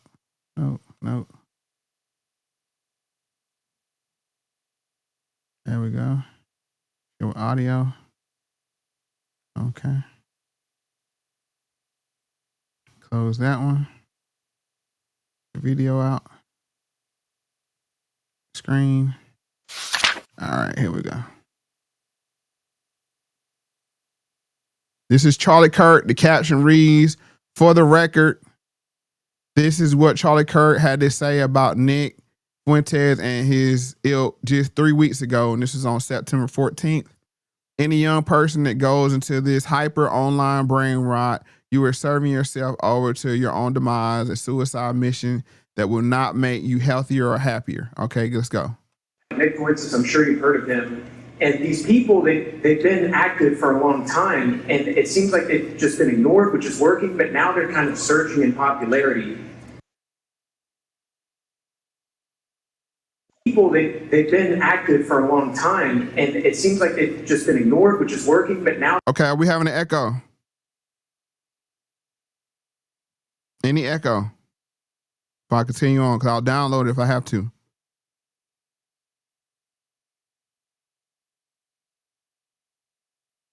Okay, we good. All right, back it up. Now they're kind of Nick Fuentes, I'm sure you've heard of him. And these people, they've been active for a long time, and it seems like they've just been ignored, which is working, but now they're kind of surging in popularity. And as someone who I enjoy watching your debates, are they people you'd be willing to engage with and maybe shut them down in a way through a debate or something like that? Well, I mean, I'll get to debate Candace. But no, look, I'll debate anybody that shows up at our campus events first and foremost. But I do want to take what you say and extrapolate that there is a corner of the internet of people that want to point and blame the Jews for all their problems. Everybody, this is demonic and it's from the pit of hell, and it should not be tolerated. Okay, he said this is demonic and from the pit of hell and shouldn't be tolerated. That's how he viewed Nick and the Groypers. Demonic and from the pit of hell. All right, let's keep going. But it goes to the structural problem of an entire generation that has economic resentment. They don't own anything. They're not getting married. They're not having children. They're depressed. They're anxious. They're staring at their screens all day long. And if all of a sudden your extrapolation of all that is, well, it's the Jews' fault, that is sloppy and shallow thinking. You're trying to blame an entire ethnicity for a singular problem. Hold on, let's take a step back here. Instead of that, ain't that rich though coming from him? No disrespect to the dead, but ain't that rich? Because don't they blame every other ethnicity for their problems? Oh, it's the black people doing this. Oh, it's the Mexicans doing this. Oh, it's the... I'm confused. No, I'm just saying. It's rich. Oh, it's the Venezuelans. You know what I'm saying? Like, bruh, let's just keep it, no cap. No cap, and I got people affected by the drug, you know what I'm saying, the drug epidemic myself. But you can't blame somebody for selling something when you're buying it. Now, we can have the conversation how they got hooked on it, this and that, okay. And if you want to have that conversation, pharmaceutical companies are the gateway drug, the gateway drug to the fentanyl epidemic we have now. But no, you want to take it to Venezuela, or you want to take it to Iran, or like I said, I'm not caping for any of these countries, but I'm just saying, you can't say that on one hand and then you say this on the other hand. Like I said, you never hear me say, oh, white people are the problem, or, no, it's the system. And what they do is they cater to a certain group of people to get consent to do what they do. Because if that group of people said, no, we don't want that, then they would have to do something different. But as long as they give consent and special treatment, it's kind of like the blue eye, brown eye experiment. I forget what it's called. If you in the live chat, please chime in with that official experiment. But if you say this one group has special treatment, the kids with the blue eyes and the kids with the brown eyes are less than, and they're prefer to get, the kids with the blue eyes are going to buy into it because they get preferential treatment. And that's what's happening now. They give preferential treatment to one group of people. And you see, like, and I'm speaking to the people that's getting the preferential treatment, you're not really getting any preferential treatment. The farmers ain't getting nothing. You know what I'm saying? The people in middle America ain't getting nothing. It's just a handful of people, rich people, that want you to vicariously live through their success. So you can say, oh, we did it. You know what I'm saying? We did it, but ain't nothing coming down the pipe. And that's just like Elon Musk. Elon Musk sitting up here talking about, yeah, the white men have been discriminated against due to DEI. But it's like, bro, you told the same white men to go fuck themselves in the face, excuse my language, when they start talking about H-1B visas. Is it Uchiwali or is it one Mike? Let's just keep it 100. But that preferential treatment and fear not getting it keeps people from questioning him on that level. They keep, oh, I don't want to lose this preferential treatment. Even though my life sucks, it might suck worse if I don't have it. So I'll live vicariously through Elon or Peter Thiel or we going to Mars. You ain't going to Mars with your broke ass. I ain't going to Mars with my broke ass. That ain't meant for us. All the while where they go up in your taxes and every damn thing else we can't afford. Let's continue. What could you possibly do in your own personal life to improve your own state of being? If you are blaming 0.02% of the world's population for all of your problems, that is not going to be good for your soul. It's not good for your psychology. Once again, if you're blaming 13%, which is really 6.5%, and then extrapolate that down to the 10 to 20,000 people that actually commit murders every year, or I mean, just say 50,000, 100,000 of 20 million people that commit violent crimes every year. If that's who you're blaming for your problems, due to a structural system that it doesn't prefer them, that, and they say, how does it work? How it works is, once again, we got to go back to theta brain state. If you see your parent struggling, you're going to think that you're meant to struggle.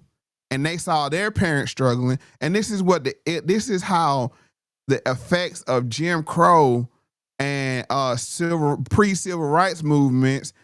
I saw my grandmother. She grew up in that. So theta brain state, her raising me, she didn't raise me, we're saying her watching me when my mom and dad was at work, my theta brain state was shaped by that. Ain't something she told me. It's nothing she sat down and said, hey, I want to tell you about the life.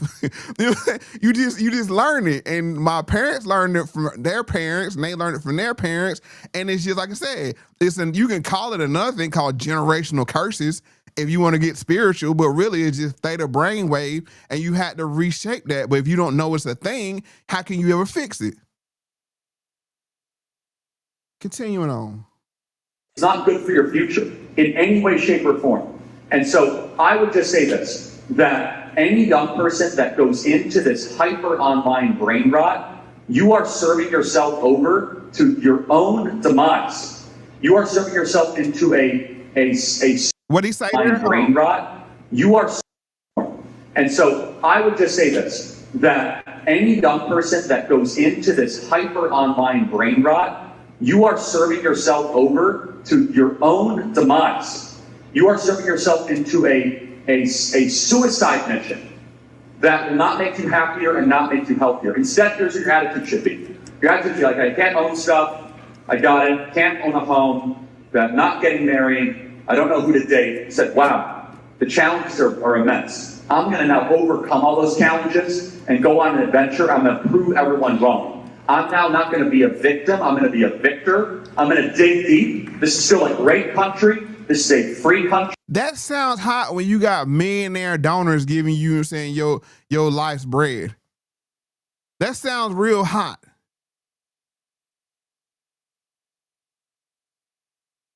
No. I'm going to use my age. And now you see why he comes off as condescending to the young men he's talking to. And the young men that Tucker Carlson talks at. Don't talk to him. When the last time you seen Tucker Carlson have some of these struggling white men on his show? Have a panel to say what's really going on, because he know if you bring them up, they're going to point the finger to him. The same way the boule do the blacks. They're going to say, you out here saying you working in our name. This, I'm speaking for the boule now.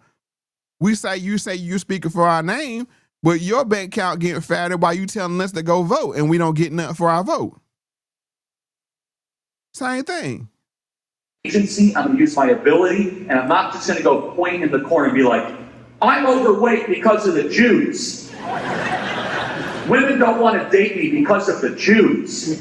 Get some kosher cheeseburgers. How about this? No, I'm playing. As Jordan Peterson would say, sit up straight with your shoulders back, follow the rules for life, make yourself interesting, learn something new every single day, and instead of pointing at a small group of people and engaging in this brain rot, become a better person. You'll be a happier and healthier, more joyful and productive person. But how? That's the thing. Like, that's the problem.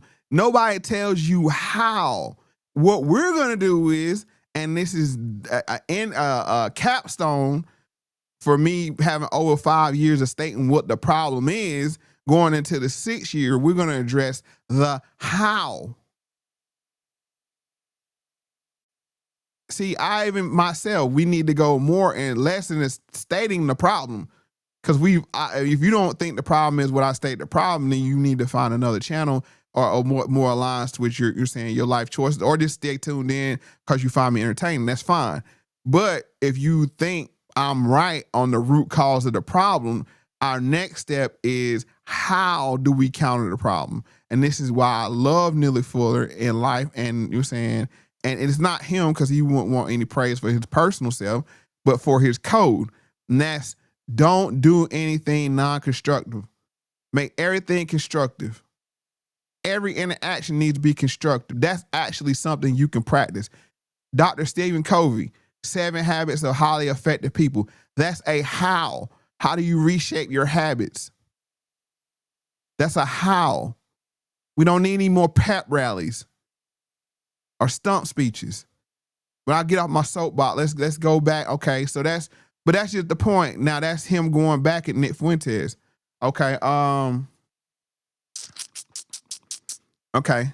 Then the tragic happens. So we got to get to all of this is pre 9/10. Everything that I addressed so far is pre 9/10. Now we get into 9/10, how things change and ratcheted up. Okay. Let's see.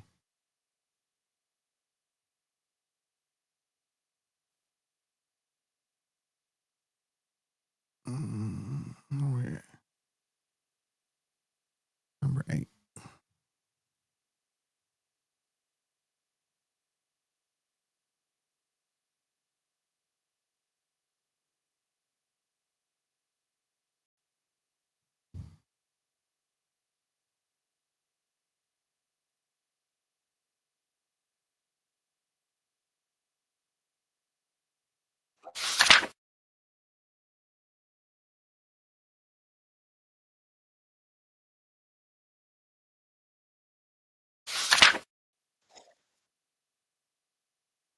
This is Nick Fuentes' initial reaction to 9/10. Nick Fuentes has reacted to Charlie Kirk being shot at Utah Valley University. In one of the most disturbing political moments in recent memory, Charlie Kirk was shot during a live event at Utah Valley University. The shocking incident left many speechless, and among the first to react was controversial political commentator Nick Fuentes.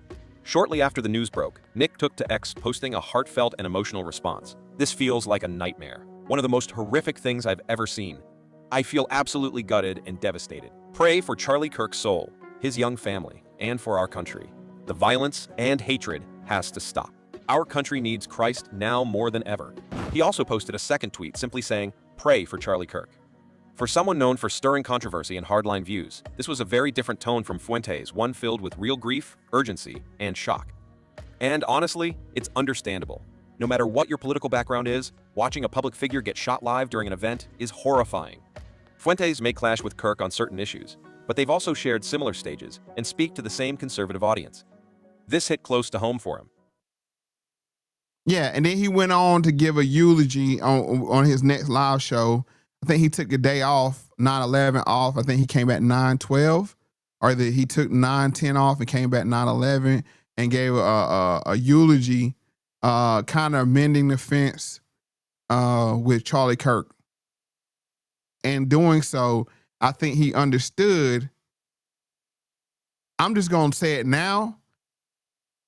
I believe, and this is just my opinion, I believe the boy that did it was a groper. Now I'm going to look in the live chat and see if y'all agree with me or not.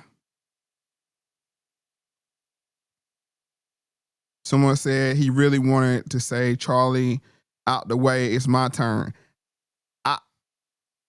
In one way, yeah, but in another way, now you don't rile all these gropers up, right? But on the other hand, you said a lot of things that could be spent in a way to say, "Oh, that looks like a motive."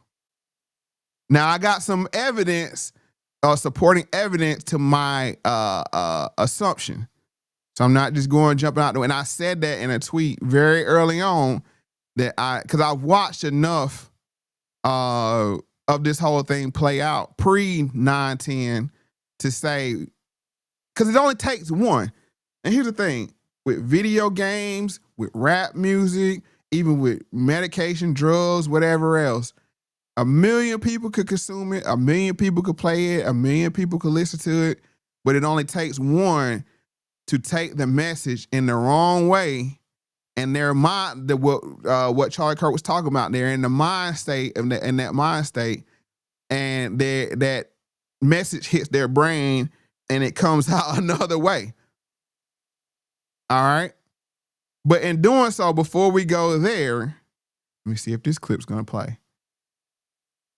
Nick said something very funny during his eulogy of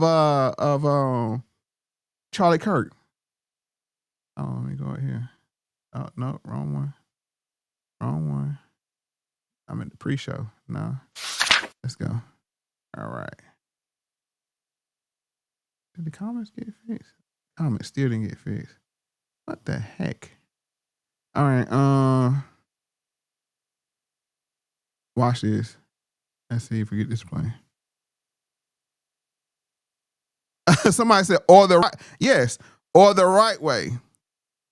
And this is going with the theory, if you believe I'm a seasoned enough conspiracy analyst to say none of this being put out makes sense. None of the information being put out makes sense. But if maybe it's being put out in a way for it not to make sense. If you're picking up what I'm putting down. But here we go. Let's see if I can get this to play. Please don't be that stupid picture again.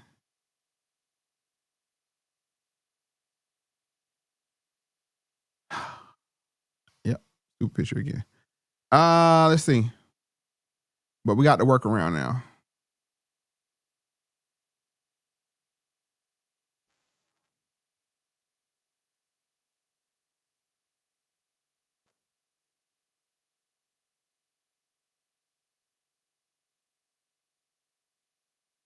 Okay.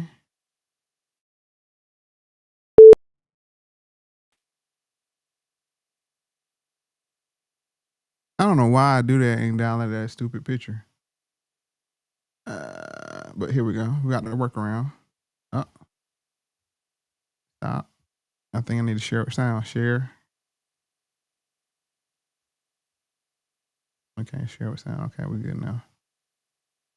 And this is something I post. Like I said, I listen to this stuff. And I heard this and nobody else posted this. So this is something I actually posted. And I said, wasn't Nick just calling for big tech? Now this is Mr. I've been censored on everything. Now watch what he says about post Charlie Kirk. I mean, post 9/10 when he eulogizing Charlie Kirk.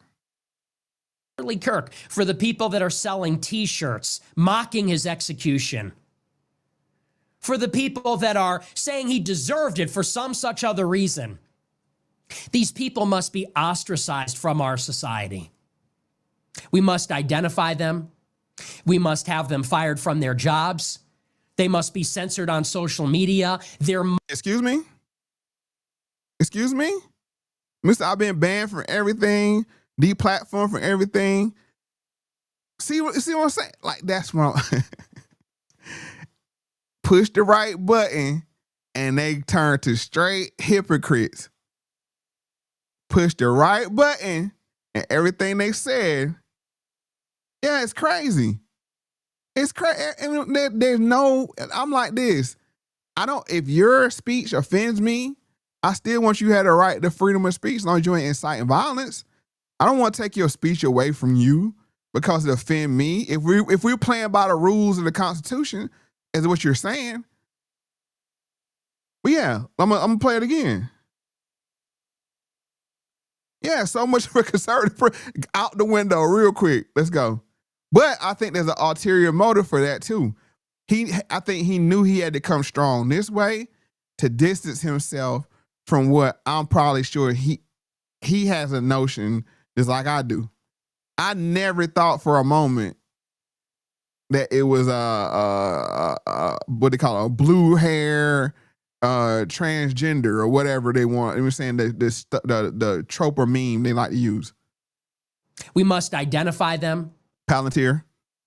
We must have them fired from their jobs. They must be censored on social media. There must be a cost. Because if there is, Charlie Kirk. So there must be a cost for you saying something that's hurtful while you go online every night and say stuff that's hurtful.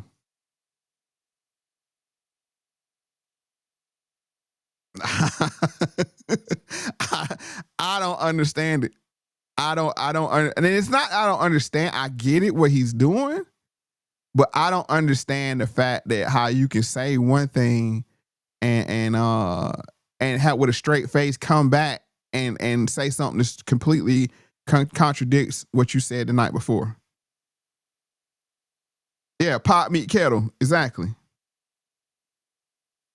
All right. So now we get some update. This is the next clip. We get some update on the Charlie Kirk shooter.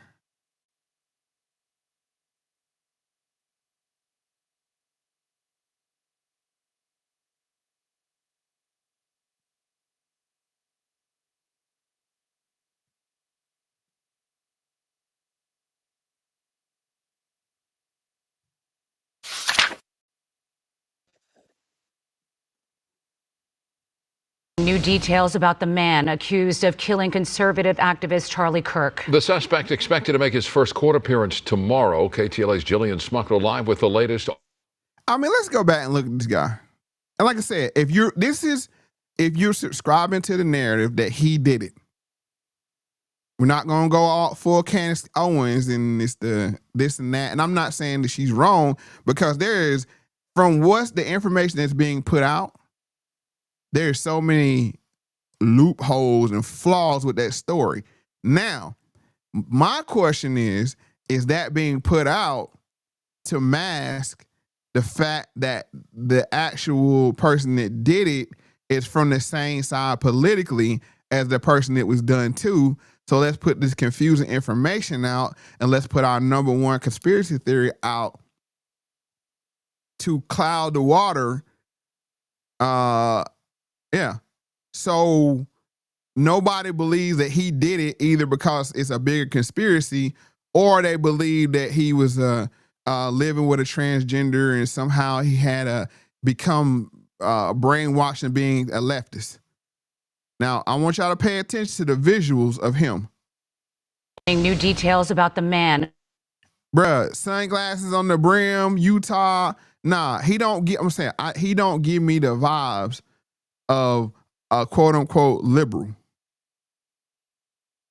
Accused of killing conservative activist Charlie Kirk. The suspect expected to make his first court appearance tomorrow. KTLA's Jillian Smuckler live with the latest on the investigation. Jillian. Micah and shared Tyler Robinson reportedly confessed to killing the right-wing activist in a small group chat online. And today, we're getting our first look at some of the messages he allegedly sent before and after the assassination. Tyler Robinson reportedly confessed to friends in an online chat shortly before turning himself into police. The Washington Post reports that Robinson wrote on the instant messaging platform Discord, quote, "Hey guys, I have bad news for you all. It was me at UVU yesterday. Hey guys, I did it." And then y'all saw the text message. I mean, like I said, I'm not gonna get into in the weeds with the I think that's part of the op is to get you buried in the weeds of the details. No, I'm not doing that. Hey guys, I have bad news for you all. It was me at UVU yesterday. I'm sorry for all of this.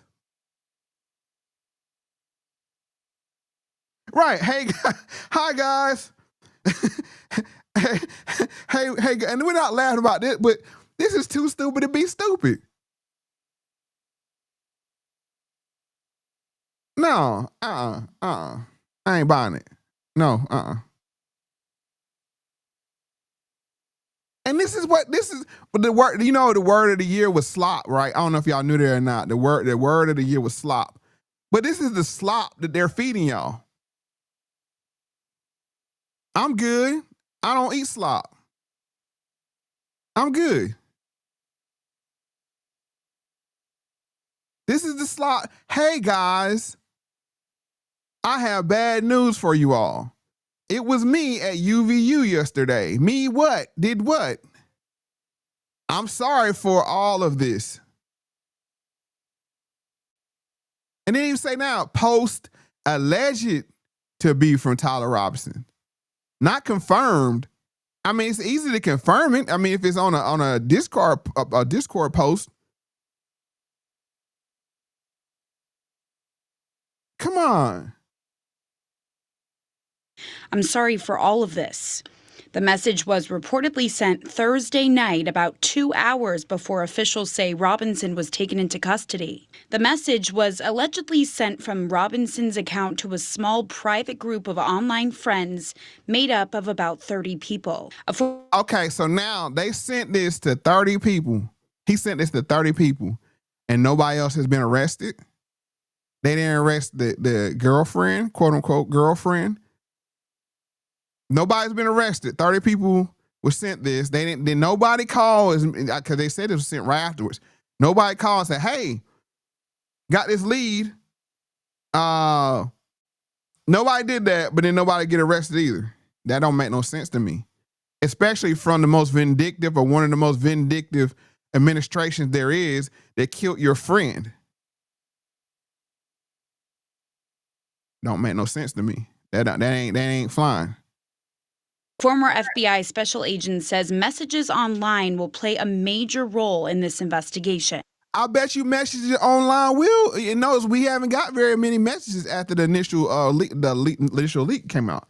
Now that could be due to the whole court proceedings, but I think that's due to more to support my narrative and my assumption that when we start digging into the messages, we're gonna see that this young man was a groyper.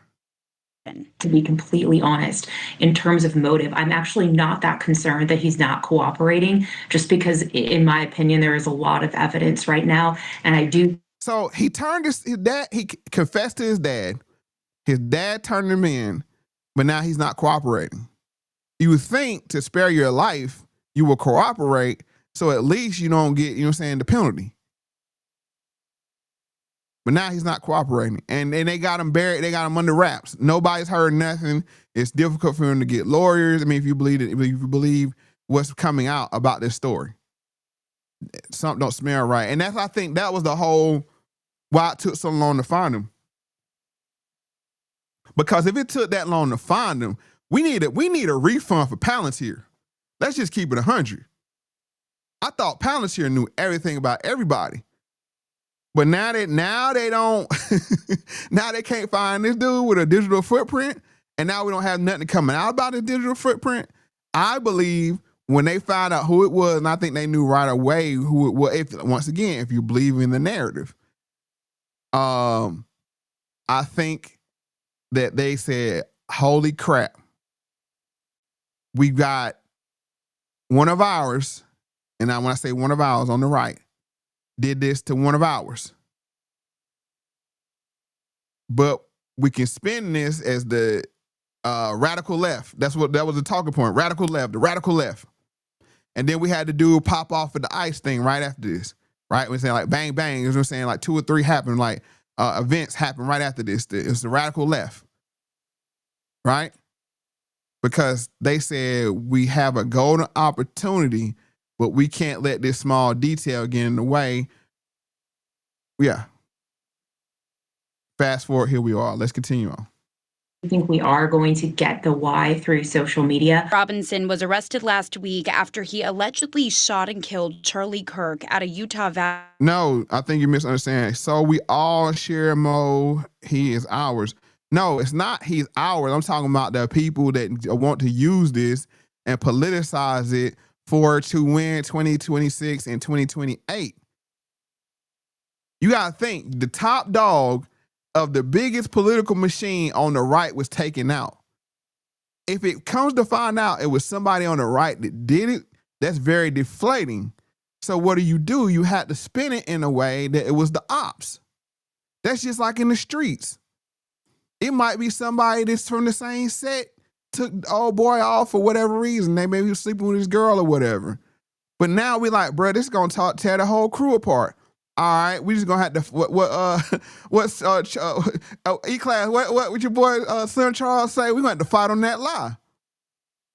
Right? Sometimes you gotta fight on the lie. And the lie it was somebody from the radical left that did it. Because we gotta go win these elections. Yeah, thank you. If it's the lie, we fight on that lie. Thank you. That's a wire aficionado right there. Yeah. So what do? We put the wife in, we put the grieving widow in the top spot. You know, we circle the wagons. You know, we link her up with JD. You know, cause like I said, the whole point, a turning point, is not about the speeches. It's not about it is because it's the draw, but the whole point is getting people registered to vote, young people. Because if you don't get registered to vote, then you can't vote. That's the whole function of the turning point. That's why they go to college campuses, getting newly turned 18 kids activated. And a part of being activated is what? Being registered. Because you can be, thank you, activation. Yes. Activation, you can be activated all day, but if you ain't registered, it ain't no use. There's no use. So that's why they had to keep the machine going. And that's why Turning Point is going to be the new MAGA. And now they have going from their champion like Trump to now you have a martyr. Like win this for the Gipper kind of thing.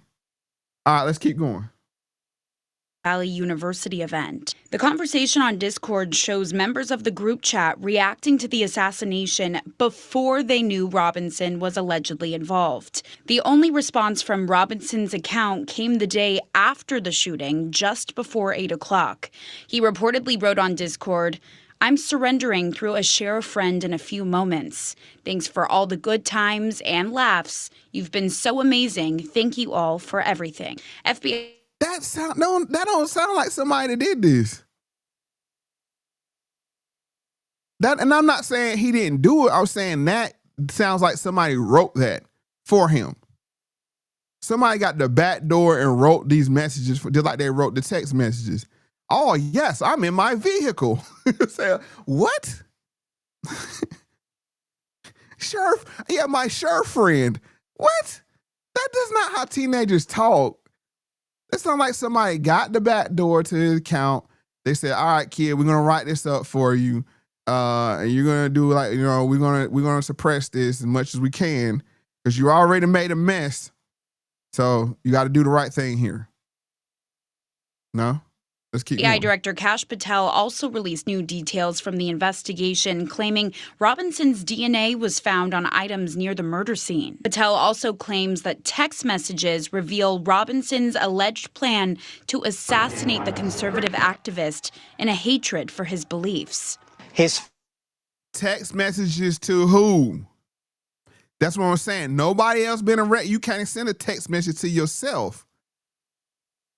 Text that person that he sent that to, what I think will be considered maybe an accessory prior to the fact because they didn't say anything.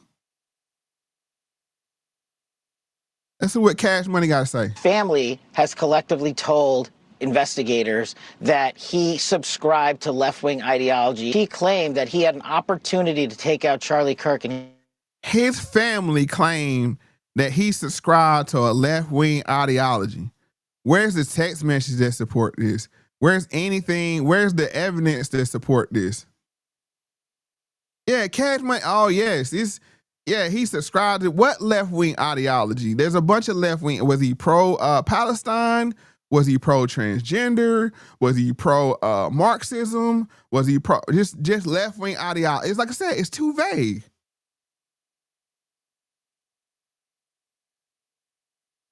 It's completely too vague.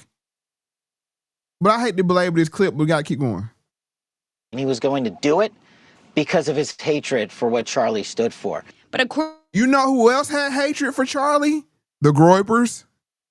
Don't believe me. Oh, we got proof of it later. According to Utah state records, Robinson isn't affiliated with a political party. He's listed as inactive, meaning he didn't vote in the two inactive, not activated. See, pay attention. Most recent general elections. Governor Cox also says Robinson's romantic partner was transgender. Some have speculated that Kirk may have been targeted for his anti-trans views, but the governor encouraged people. Does that seem normal to you? Look at that lefty. Look at that lefty. Man, and people eat this slop up, bruh. They eat it with 2 spoons. They eat it with 2 spoons.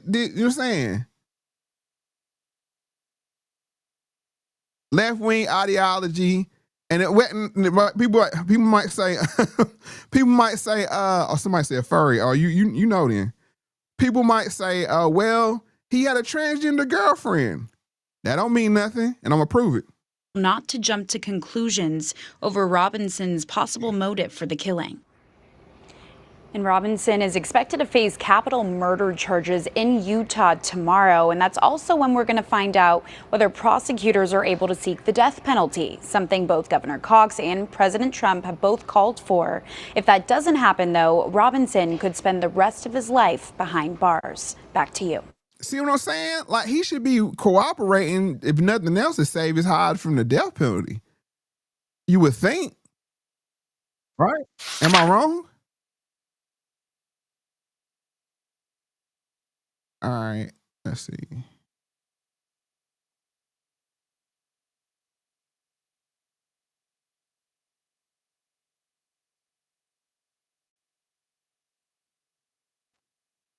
That was throwing me off.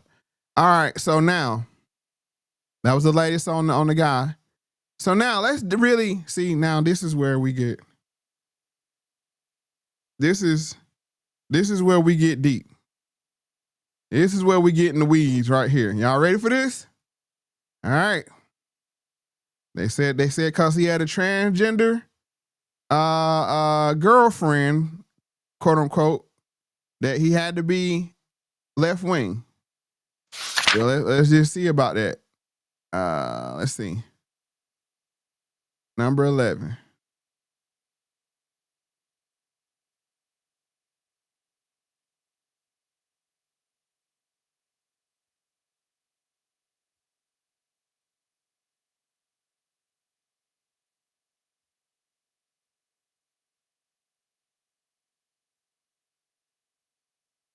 What in the world? Come on.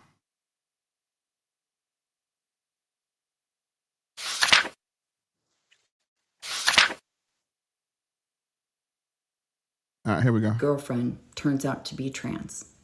That only strengthens the argument that he is a groyper, because there is a subculture in there that loves femboys, and this is part of how they deal with their homophobia, their transphobia, and all the things they feel super ashamed of by being in the MAGA cult or a religious cult like the Mormon cult. So I'm going to show you this video to explain further what I'm talking about, and then I'm going to talk a little more. Y'all hold on to your thinking caps. Y'all ain't getting, nobody's doing this kind of analysis anywhere. Y'all hold on to y'all thinking caps, because it's going to explain to you how he can have a transgender girlfriend and be a groyper and be strongly on the farthest of right wings.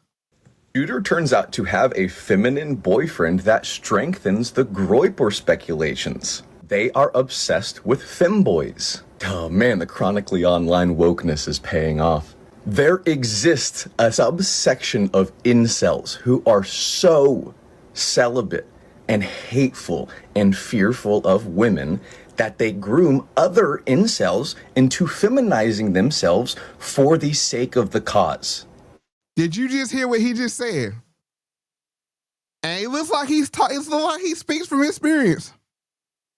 I hate to say, it looks like he speaks from experience. I cast no aspersions,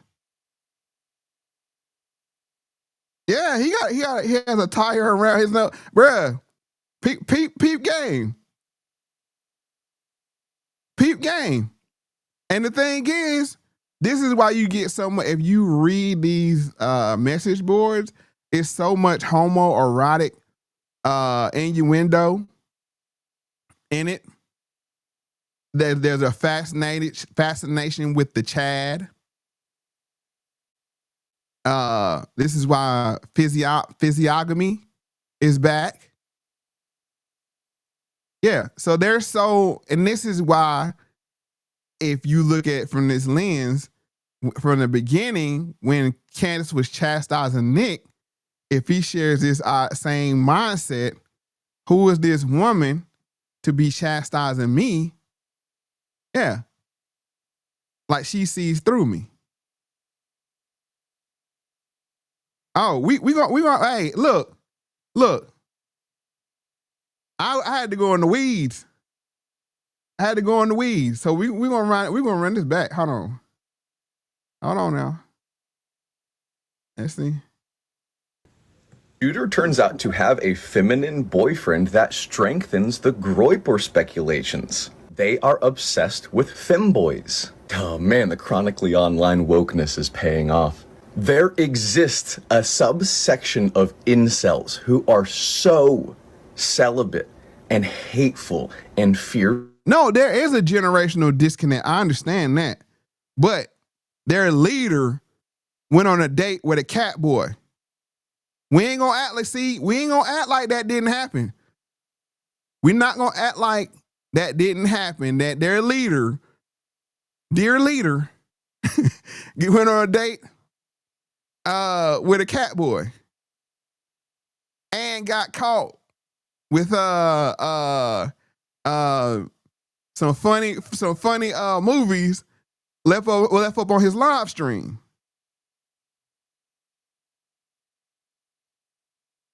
No, that's what I'm saying. See, once again, we're not saying everybody.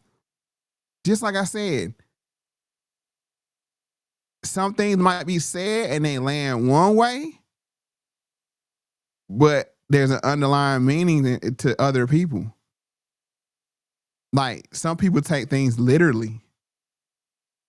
That's just like, for instance, in drill music and rap music, you have I'm gonna go bust a cap, and do this. But then you got one sociopath like, yeah, yeah, we gonna go bust some caps. And they're literal with it. You see what I'm saying? That's just like, I mean, this is bigger than Groypers. There's a huge homoerotic, erotic wave in young men, period. A lot of these rappers go to jail just to be with their lovers. From the old block, you see jail videos come out that they go to jail just to be with their love. This ain't just that's what I'm saying. This ain't just a Groyper problem.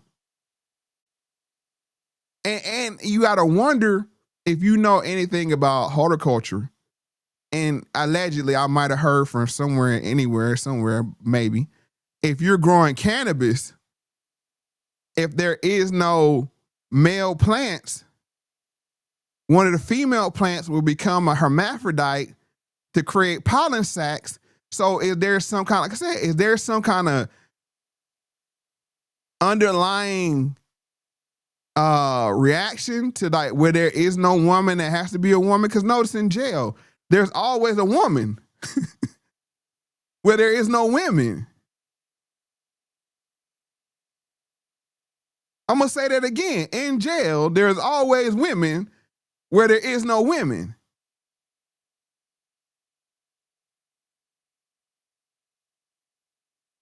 Yeah, you know what I'm saying? Like, you got to think, you got to throw out.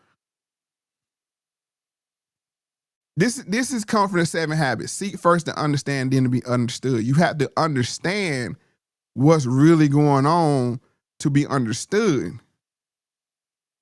Yeah, you know what I'm saying? Like, it is what it is. But that's what I'm saying. And you can go look it up now. Not look at that up, but I'm saying a lot of the most gangsteriest rappers from O Block They get to jail and they with their boyfriends. And they get confused that it's this love, I love you, homie. I love you, homie. You know, you my dog. I die for you, homie. I love you, homie. To I love you, homie. You feel what I'm saying? I love you, homie. And I'm sure it's the same way on the groper side. You know, all the grab ass going on is like, oh. Yeah, but like I said, I belabor the point, but it's important that we see this because you can't rule out that a person having a transgender girlfriend doesn't make them far right. That's just like you can't rule out a person like Young Buck having a transgender girlfriend allegedly doesn't make him a stone cold gangster. You can't rule out the fact that Rayford Evans right here in DC was one of the biggest kingpins there is and was sending dudes off to get sex changes. You feel what I'm saying? You can't rule out that over there in Afghanistan, some of the hardest stone cold killers, you know what I'm saying, take the young boys and make them dress like girls. Don't we see this is a bigger problem than we just looking at? Nah, they ain't ready. You know what I'm saying? They ain't ready. There's something you can go so far. What's it called? A boomerang effect, a horseshoe effect or something? If Grant say you could be hate something so much that you become it. Shouts out to Grant. Yeah. You become so straight.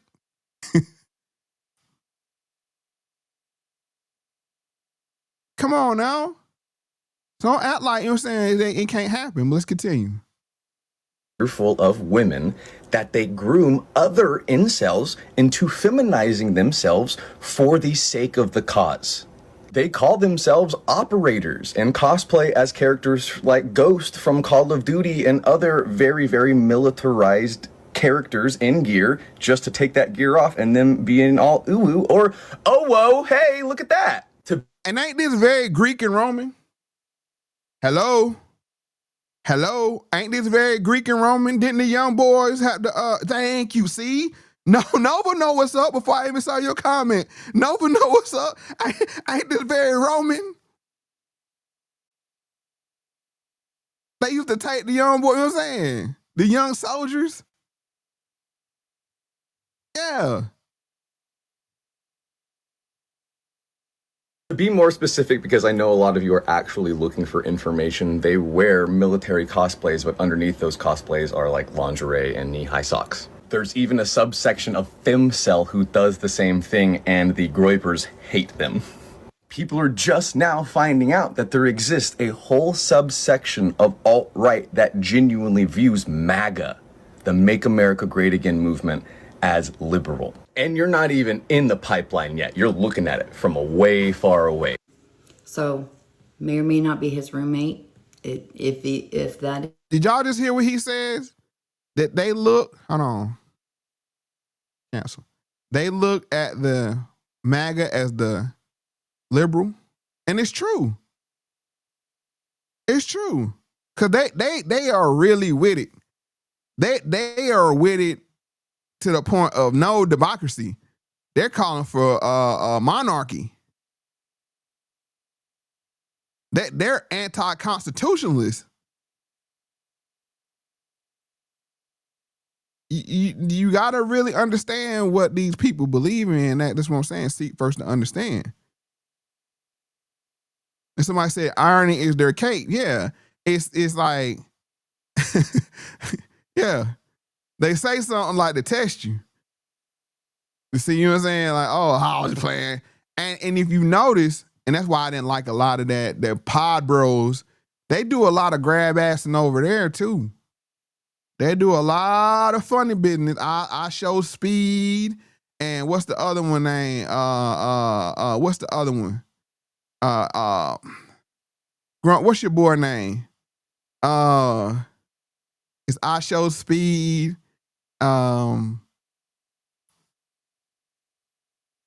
Yeah, Casanet. No, not Kai. Well, they do a lot of grab assing too, but the Jewish boy.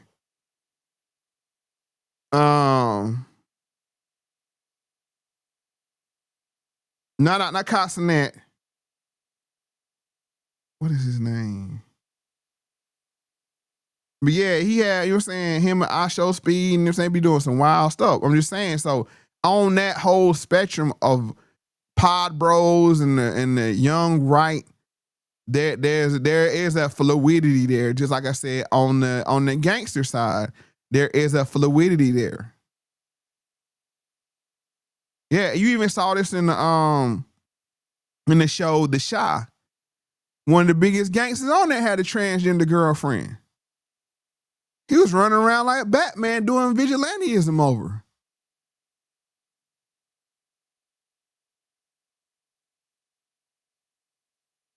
Let's keep going. Cosplays, but underneath those cosplays are like lingerie and knee-high socks. There's even a subsection of femcel who does the same thing, and the groypers hate them. Right, and we ain't even go to the law cabinet. Like you said, a lot of Republican senators in closet too. A lot. Hey, what was the was it Boys Town with George Bush and them? Oh, no, A lot of the Skull and Bones. Got a lot of grab assing going on. Laying a casket and tell your deep dark secrets while you know what I'm saying, fat. Weirdos. People are just now finding out that there exists a whole subsection of alt-right that genuinely views. And I'm playing this, I played it one time, but I want you to hear it, what he's saying. He's not saying it from a place of shaming them, because it's kind of like the same way Joan Rivers said that Michelle Obama is a man. I'm not shaming, like, bro, we in how she was saying it was, we're in 2008 or 10 or 12 or whenever she said that. Come on. It's asinine to think we wouldn't have this.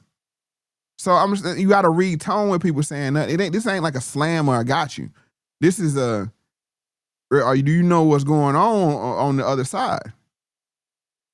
It's MAGA. Yeah, Lady Lindsay. The Make America Great Again movement as liberal. And you're not even in the pipeline yet. You're looking at it from a way far away. So may or may not be his roommate. If that is the roommate or a girlfriend, that only points more to this conversation. I've had people reach out to me whose kids are trans, queer, and they study this community. They go looking in there, and this is very, very prominent. Their fear, their loathing of women and feeling that rejection and that isolation and the depression they have is so severe that this is how they cope in having relationships. You know, I can't. And I'm gonna stop it right there, but I'm gonna make this one last point on this. Even in the red pill community itself, you have some men that have justifiable grievance with women, but other men seem like they have disdain and hatred for women. So they come to the red pill to say, well, this is why I do the alternative, because women are like this. Where a lot of men in the red pill community are just like, I wish women wouldn't be like this so we could live harmoniously. There's a minority in there that's funny, like, you know what I'm saying, $3 bill, and they hide in the red pill community to say, yeah, they ain't crap. So, I mean, like I said, this go all the way around. This go all the way around. All right, that's enough of that. Ooh. Had to get the holy water. See, all right. I didn't want to hold y'all too long. We had to speed up the process. So, I'm gonna listen to these next. All right, 13. Let's go to 13. Y'all having fun? Y'all let me know if y'all having fun.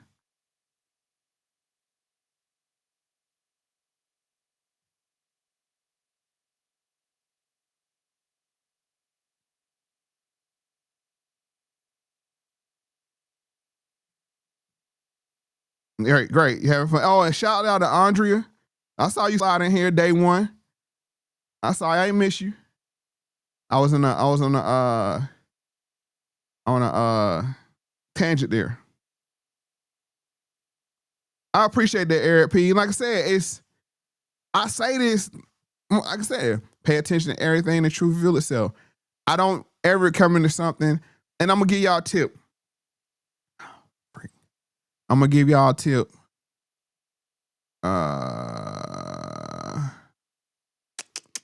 That ain't gonna work. All right, I'm gonna give y'all a tip. It's called empathetic listening. It's not listening to wait for your turn to speak. It's not listening so you can shape what you're gonna say to persuade the person. It's hearing the person. Being unbiased, being not even thinking about what you're gonna say next, but really focusing. And I do this with all the clips. And it's hard to do on the first listen. So I had to listen maybe 2-3 times. Cause you naturally want to hear that's what I say. You know how some people say you heard what you wanted to hear? We all do that. Empathetic listening is a superpower when you hear what is actually being said. And people like, you be surprised, like when you do it to people, like, oh, you heard me. And they, like the weird people, like they say now, oh, you saw me, you seen me. You know what I'm saying? I felt seen. What they mean, like you actually took the time to not solve my problem, but just to hear me. And that's part of the 7 habits of highly effective people is seeking first to understand, then being understood. And how to do that is empathetic listening. And all that is I don't say it's all that is to be trivialize it, but all it is to hear a person. Just like when I was I didn't see his nose ring. I did at first, I can't lie to you, but I didn't see the, you know what I'm saying, the choker on, none of that. You know, I listened to what he was saying.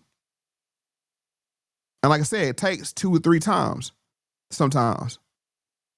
But the more you do it, the more you get out of your place and in the place of listening. You know what I'm saying? So it's a superpower. I'm telling you, like if you start doing that, you'll be surprised because it's like so few people do it. You will stand out like, wow, like, you know, wow, you really heard me. Or wow, and like people are like, oh, you're such a great listener. Thank you, Eric P. See, that's why I played it again. He said I heard him the second time. The first time I was distracted. It was distracting. Yeah, and it can be distracting. Or people, you know, like I said, we have our preconceived notion. Like, oh, look at this liberal. Oh, look at this. Da da da da. He's just trying to. No, what he's saying is we have a problem. And if you notice and you listen, him and Charlie Kirk was saying the same thing about the brain rot. They were saying the same thing. Now we're weaponized. We saw that being weaponized from the from the Tucker Carlson and Candace Owens clip, because they heard the same thing, but they went, oh, the gay kid from the basement, the little gay kid. You know what I'm saying? Like they weaponized it. So, yes, that's the point. All right. So now you say, well, how would somebody get radicalized like that? You know, I mean, like, how would somebody, you know, just watching a, you know what I'm saying, like kid on the internet talk? How would it get weaponized like that? Now watch this. This is a trailer from Groper Wars 2 announcement. Peep this, and then you'll understand how somebody could get weaponized to the point where they might, and like I said, 1 million people, 2 million people, 5 million people, 10 million people might hear it, but it only takes the wrong one to hear it and hear it the wrong way, and they go and act upon it. All right. So let's see.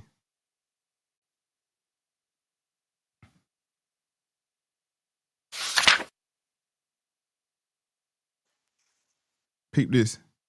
Peep this. Now listen. I am declaring a new Groyper war against the Trump campaign until we can figure out what the hell is going on. I'm declaring a new Groyper war. You have alienated us. You have ignored us. You don't listen to our concerns. We have been left behind. The Trump movement and the GOP have moved on without us. It serves Israel and corporations and immigrants, but it doesn't serve Native Americans. What about Native Americans? What about Americans? What about young white men? But what about us? Charlie Kirk is to the right of Trump on immigration? That's unacceptable. So I think it's time for another Groyper war. We're bigger, better, stronger than ever. I'm on Twitter, I'm on Rumble. This is a big live stream every night. We have allies, so I think it's time to up the ante a little bit. And this time, we're going all out. Justice once, and we will bring the energy. I'm done. I'm done playing around. I'm done sitting on the sidelines and complaining. Are you happy? I'm done sitting around and being blamed and accused, complaining about how it's not going well. I'm going to use my leverage. I'm going to do something about it. We have power. It's just a question of whether they want to get on board or get out of the way. That's the question. But we will bring, the Groypers will bring the energy. Memes, edits, replies, trolls. Get with us or get the fuck out of the way. Groyper War 2 coming soon.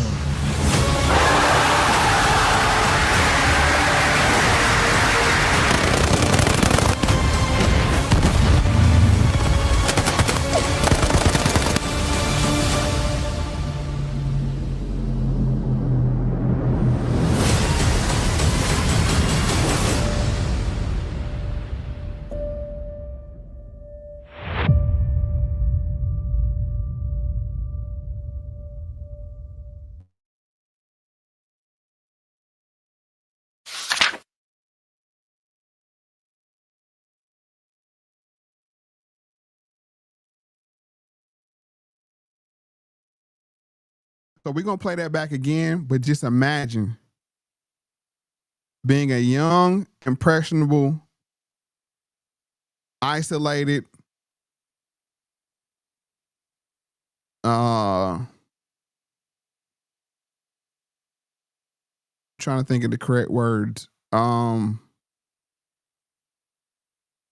depressed, unheard, unseen, and you see something like that. Impressionable, insane. Thank you. And then you have, I had another clip, I'm not going to play it for the sake of time, but you have, not for the sake of time, I don't want to play it, but then I got to go find it on Twitter again because I didn't say the link for that one. But you have somebody saying that Charlie Kirk is of the devil.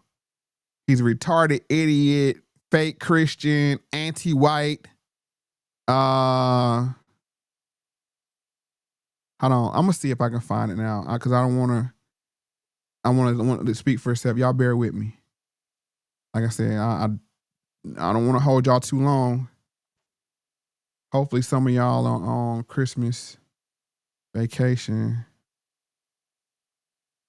But I want to find this clip because it's important for transparency's sake.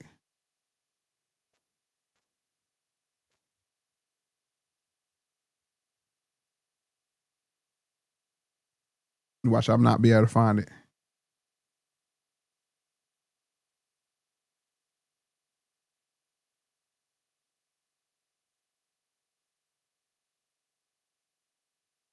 All right, we're gonna run, but yeah, I mean, like, and the key word was we're gonna focus all our firepower on Charlie. So let's just go back again and watch that video one more time. And like I said, this is not meant that, oh, everybody's crazy that listen to this or whatever. 99% of these people do it for shits and giggles, to be trolls, to do the most trollable thing possible, say the most trollable thing possible. but you always got to be careful. It's kind of like, and it's a perfect example. One of my favorite movies, especially Christmas movies, is National Lampoon's Christmas Vacation, right? And what was it do with Cousin Eddie? There's always a Cousin Eddie in the crowd. There's always a Cousin Eddie in the crowd, right? One that don't understand, like, bruh, I'm just venting. Like, right? I'm just venting. I don't really want my balls tied up in a bow and brought to me on Christmas night to complain about the Jelly of the Month Club. But there is a Cousin Eddie in every crowd. I'm telling you. That's why you gotta be. That's why I tell y'all all the time, I don't welcome extremists over here. If you're an extremist, take it over there, not over here. And that's why I pause and say, let me find the right word, or I might repeat myself, but I want to make sure I'm expressing myself where there can't be any gray area for misunderstanding. Because Cousin Eddie gonna take that and he gonna run with it, and you're gonna have a mess. So once again, I want to go back and play the video because Cousin Eddie heard this possibly and acting on it. I'm gonna play it, and we're gonna look at some of the visuals. And you know what? I think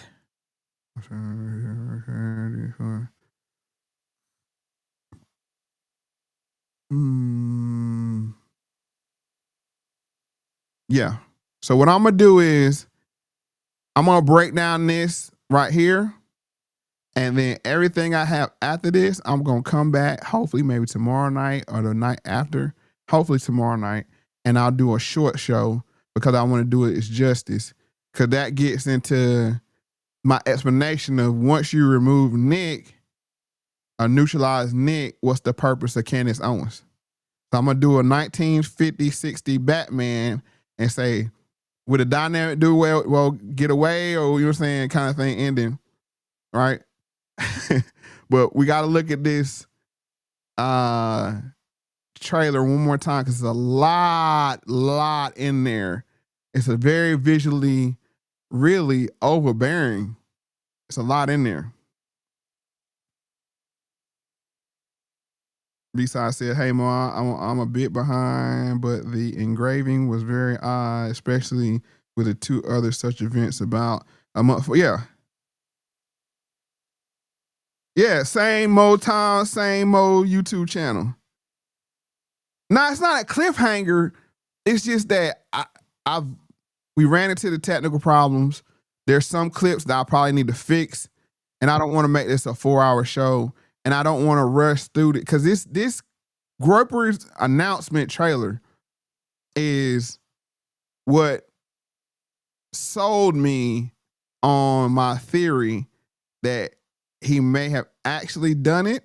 He actually is a Groper, and they don't really know how to say it, but at the same time, they can use it as leverage against Nick. Because you notice Nick is being, no. It can't be Israel. No, Israel's not behind it. He's very certain of that, right? Somebody that's really worried, I'm saying, like, gives appearance that he's worried about his credibility. He's very certain that it's not Israel. No, it can't be Israel. And that's why kind of Candace Owens is outflanking him on this.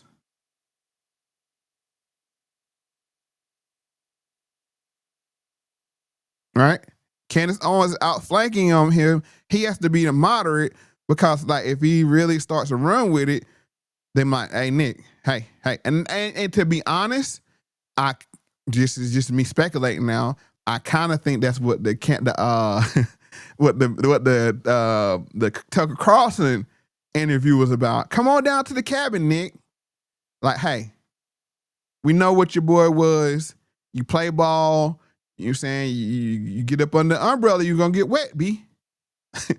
It was like one of them kind of things.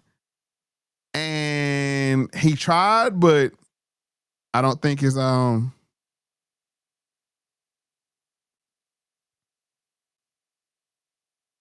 Somebody said I need to have a podcast for this. If I don't have a podcast, would a downloadable MP3 do? Reach out to me, Moe Factz, Moe Factz@gmail.com.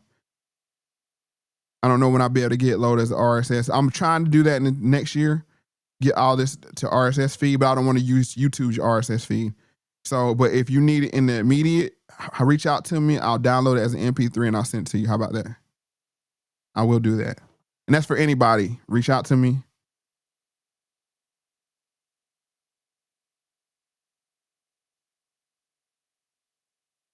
All right, man. Hey, if you know how to reach out to Sam, how I let him know.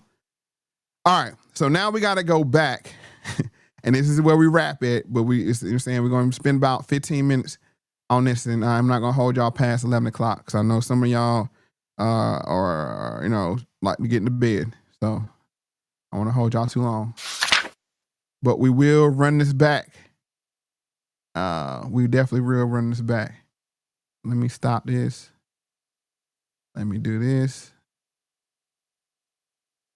And let me do this again. We're gonna run this back. We're gonna look at this trailer because this trailer very heavy. Ain't nobody played this for y'all. I know they ain't. And I'm not saying it like that to be bragging. I'm just saying like everybody had their preconceived notion that fits what they want to believe. I'm paying attention to everything. And when I saw this, I was like, whoa. I honestly, I thought the Grow Up was like funny edits, and which they are, funny edits and Nick spazzing clips and that kind of thing. When I saw this, I was like, hold on. This could be way misunderstood by okay, here we go. I am declaring a new Groyper war. And that's why I was talking about that Trump thing. See how he hold his hands open? That's that Trump mannerism. Okay, let's continue. We're going to spend some time on this clip. Against the Trump campaign until we can figure out. Somebody said, are you paying attention to the Greater Israel Project? Yeah, I mean, y'all know what that is, but really that's the, yeah. But I ask you this, who do Israel ask for their arms? If you ran the world, why do you need to ask for weapons and an Iron Dome and all this? You're doing a lot of asking to run the world. Yeah, and like Eric P., even his facial expressions, yeah, it's trumped up. He's very Trump-esque. What the hell is going on? See, even the glare that looked to the left is to my right, but it's to his left. Yeah. I'm declaring a new Groyper war. You have alienated us. You have... All right, so what we're seeing here is, let's back it up. You've alienated us. That's the kosher man here, locking them out of their jobs. And you notice now, J.D. Vance, Elon Musk, everybody's talking about how white men have been locked out of jobs, while at the same time, they're hiring H-1B visas. And they're not doing anything to get rid of H-1B visas. You see what I'm saying? Yeah, I mean, that don't make no sense. But notice they're talking points because they're trying to figure out how do we reach the Groypers. And I lied. I'm going to play one more clip. We're going to play one more clip before we go. Because I'm going to show you why Nick is a problem. Why he's really the problem. All right, but we got to show this. You have ignored us. Okay, America First. That's the new movement. That's the blue hats. That's the blue hats versus the red hats. Remember, the MAGA is actually left, far left, of America First. You don't listen to our concerns. We have been left behind. See, this is a representation of what Charlie Kirk was talking about of the mind rot. What it's called, brain rot. The isolated, downtrodden. You look at the streets. This is similar to PA, Pennsylvania, and these streets, fentanyl addicted, patches in his clothes, Yeah. Hopeless. The Trump movement and the GOP. Look, Con Inc., once again, conservative Inc., no groypers allowed. All right, Con Inc. is meant to represent TPUSA. All right, and look what they're doing, blowing out smoke. All right, but no groypers allowed. Right, they're literally, that's a good one. They're literally turning the frogs gay. Not funny, but ironic in a sense. Have moved on without us. It serves Israel and corporations.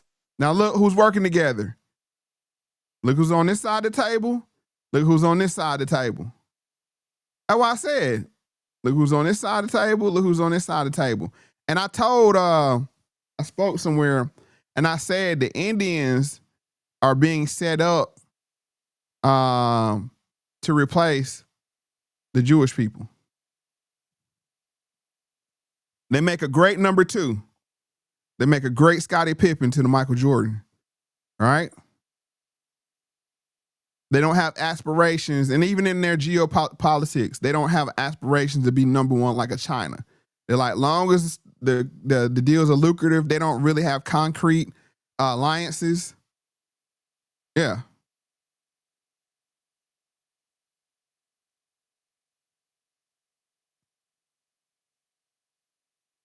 No, but that's the setup, because I'm telling you, and there's a lot we got to unpack. But this is one frame that take me on quick. That's why I say I can't do the rest of this show that I have planned tonight. Israel is becoming a liability right now.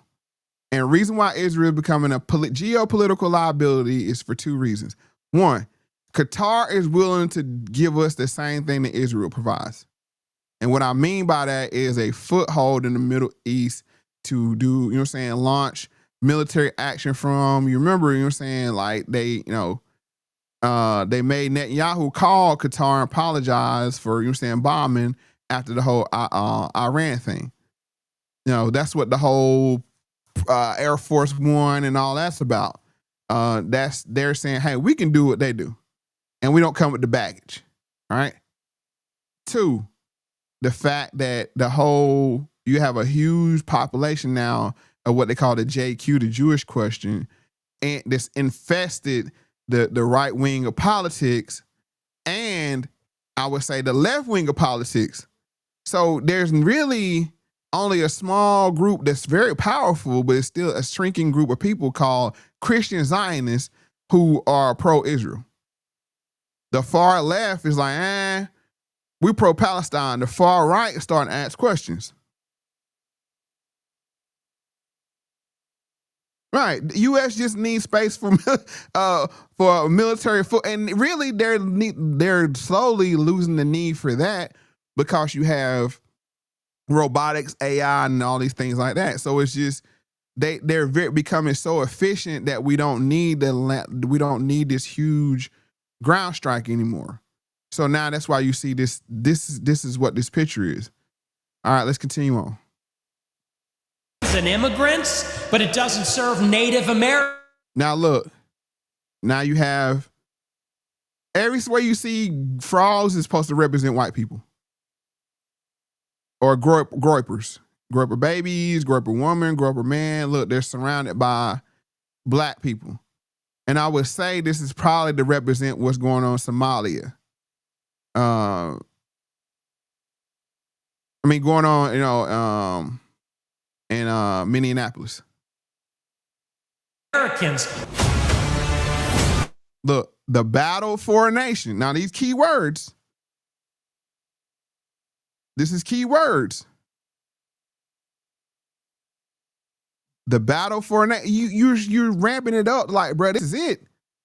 This is it. And I'm saying, like, I'm processing this through a warped teenage mind, undeveloped, arrested, developed, mind. Continuing. What about Native Americans? What about Americans? This is what I'm saying. This is the biggest thing that perplexes me about Nick. on one hand, you're pushing, oh, we need to be fruitful and multiply, which we should. God says we all should be fruitful and multiply. But then you tell young men not to get married and not to have children. Yeah, I know what's up, the Burger King crown too. Yeah, I know. I'm hip. The dude on the plane. Yeah, I got it. Oh, I clicked the wrong. Nope. Come on. Nope.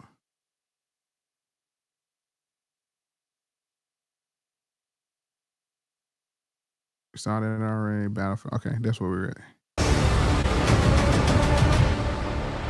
What about young white men? Look, blonde hair, blue-eyed Anglos. And that's the other thing. It's like, Nick, it's just kind of like with the Hitler effect, right? Hitler wasn't blonde hair, blue-eyed, but they pushed the Aryan optics, right? The Chad. And that's what I was saying about the Chad thing. Like there's a homoerotic fascination with the Chad. Yeah, and it says this is a call for national. Yeah, I mean, I think a lot of people are becoming nationalists and populists. You know, it's like take care of home first. I mean, that's common sense.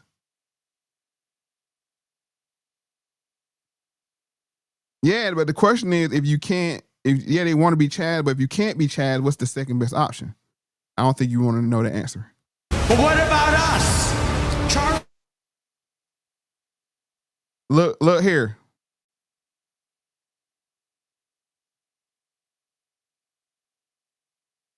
All right. Anime. We got to talk about anime one day, but not today. Charlie Kirk is to the right of Trump. Look. Once again, who's the enemy?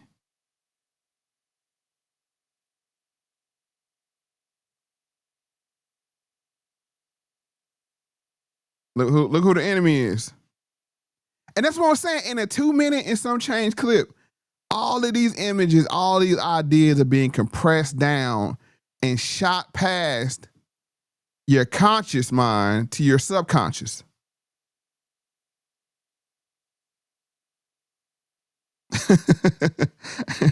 Yeah. Look how they portray him to be. All right, let's go. 2 minutes, 36 seconds. We're only 58 seconds in. Look at all the information they jammed, packed into this. That's unacceptable. So once again, H-1Bs. Of Trump on immigration, that's And look, this came out years ago, but you remember people were burning their Trump stuff just a few weeks ago? Y'all remember that? Did y'all peep that when people were burning their Trump, the MAGA stuff just a few weeks ago? And this came out over a year ago or more. Unacceptable. So I think it's time for another Groyper war. We're bigger. Now here we go. Here's the problem. Yeah, that was AI Charlie Kirk. Yeah, but I'm just saying, see how they presented him as a psycho? Now look, here where the problem comes in at. This is where Cousin Eddie, this is where you get Cousin Eddie to go left, right here. Hold on, y'all let me know if I'm reaching.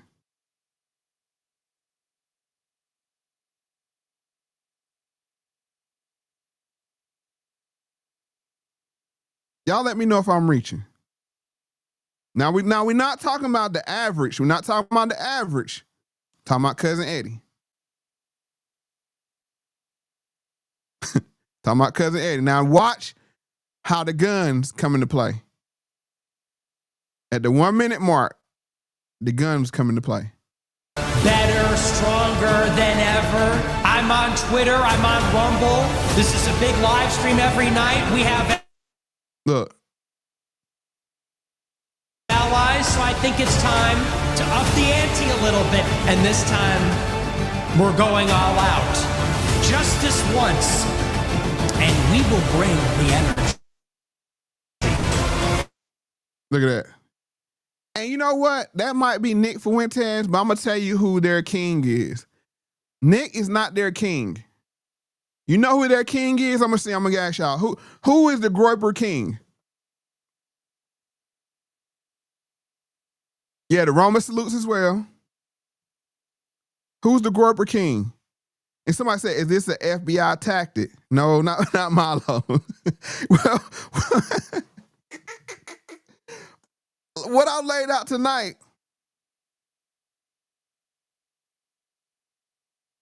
no, I get it's supposed to be ironic and me, but what I'm saying is, are you understanding what I'm saying about Cousin Eddie? It's not Musk. It's not, you can't be Kanye. You can't be Kanye. Even though they love Kanye, again, I'm going to take away from that. But we're not talking about, we understand it's grassroots marketing. But in the same sense, let me explain to you. Remember how they were saying, you calling people Nazis, get them killed. They understand, they saying that, there we go. There we go. E. Brody, 825 got it. Barron Trump is Groyper King. You know what you're talking about. He knows what he's talking about. The 7 foot, the 7 foot phenomenon, Barron Trump. But yeah, we understand it's grassroots, but I'm saying, it's like they say, you can't call people Nazis to get them killed. They understand that because when you start calling people that, people start to believe it. You know? And then they say, well, we got to solve the problem. All right, we got to keep going. We only got a few minutes left. I'm done. I'm done playing around. I'm done sitting on the sidelines and complaining. Are you? More guns. This whole thing is gun. And like I said, I get it. It's supposed to be, oh, we're going to Groyper war. But hey, you have a kid that grew up, you saw in that news story, grew up around a lot of guns.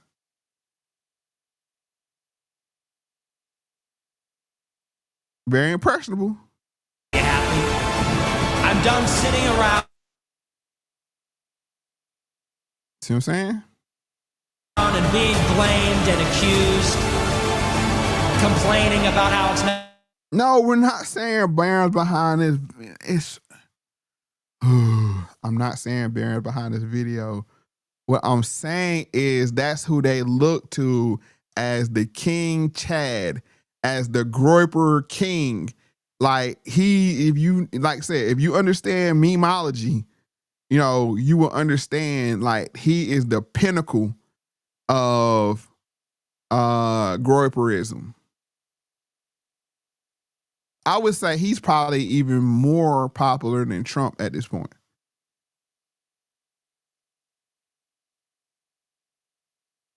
Yeah, meme him into being the king. Yes, yeah, he's the prototype. Yes. And you remember, some people say he might be on like a spectrum. I'm not say the spectrum, but he might. But so that even more makes him relatable to them. All right, like what is his alligator Alcatraz? What's going on here? You see what I'm saying? What are we doing here?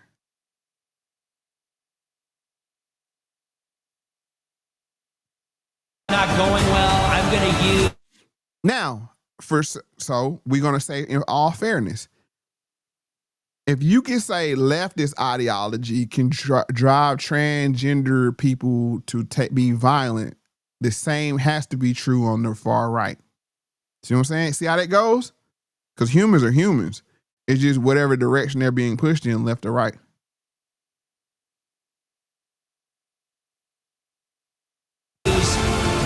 My leverage. I'm going to do something about it. We have power. Right, same coin. And this is the thing, they think they're doing this in the name of God. And you'll hear them say the other side's the devil of the devil. You heard Charlie Kirk said it about the Groypers. They're of the devil. They're of the devil. Nick Fuentes said the same thing about Charlie Kirk and TPUSA. They're of the devil. They're of the devil. You hear Candace Owens using that talking point. They're of the devil. So when you put the other side of the devil, don't be surprised what comes out of it. It's just a question of whether they want to get on board. Like what? See, that's that World War II clicking up with the Japanese. Or get out of the way. Now, this is the one I wanted to say right here. Explain this one, not explain. Explain this one.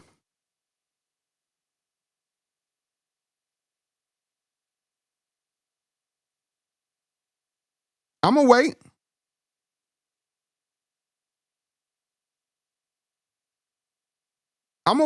Explain this one.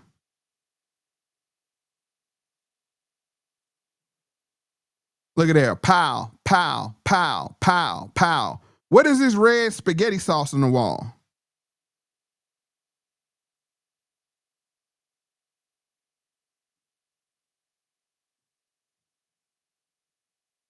What are we implying here?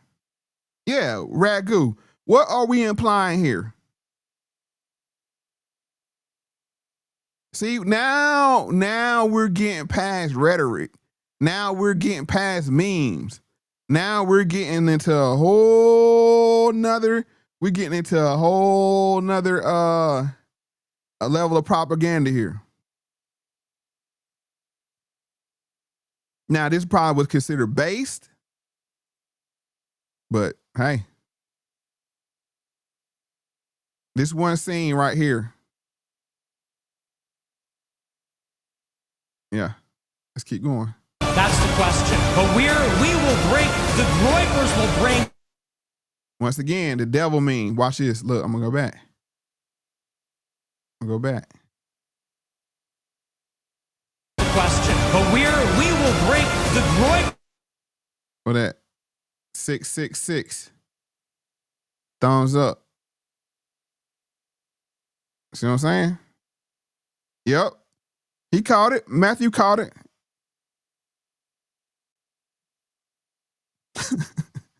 That's why I say I gotta take my time with, because all this, y'all saw it, but you didn't see it. Y'all saw it, but you didn't see it. Because it's meant to do that. It's meant to go past. It's subliminal. Will bring the energy. Memes. Once again, what do we got here?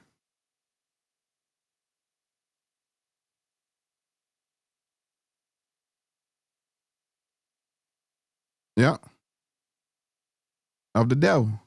So, in all intents and purposes, Groyper War is a holy war. Now, 99.9999% people are probably trolling online. I would just say, the rest of some handful are really, we need to take our country back. And then some will be like, well, there's only got one choice. They've only left us one choice.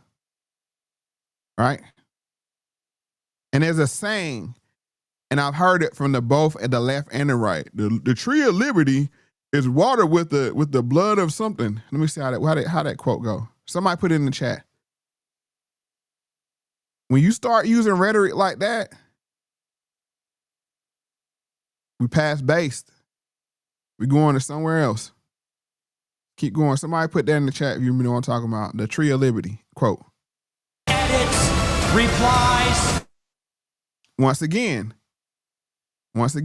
you're probably saying, what is this? I don't want it back. We will break, the Groypers will bring the energy. Memes, edits, reply. Y'all know what? What's the cookies? What's the cookies referring to? Yeah, that's it. The tree of liberty is watered by the blood of patriots. Yeah, that's it. What's the cookies? Who know the cookie mean? See, that's what I'm saying, bro. Y'all ain't talking to somebody that don't know what the hell they talking about. Tell you when I say I pay attention to everything, I pay attention to everything. The cookie meme is a meme that relates to, the Holocaust. Could they say, if you bake so many cookies, you only can bake so many cookies in a certain amount of time. Yeah. Then how could you bake 6 million cookies in a certain amount of time? Yeah, ovens. Yeah. See what I'm saying? That's why I said a lot of this would just go past people like, oh, what the hell, chocolate chip cookies? No. Yeah, not enough ovens. Right, and we know it's a meme, but like I said, we talking about Cousin Eddie. Let's keep going. Trolls. Another meme. Y'all know this one. Women with mixed kids get black eyes.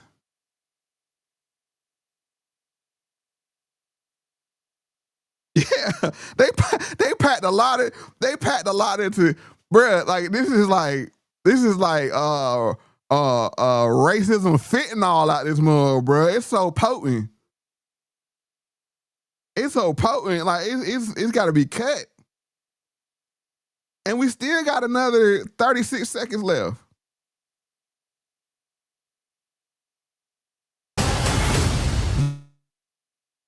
Get with us or get the fuck out of the way. Get with us or get the F out the way. Groyper War 2 coming soon. There they go, the Roman salute.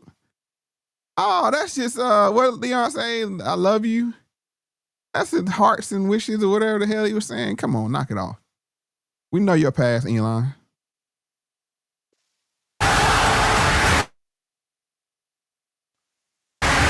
Yeah, look.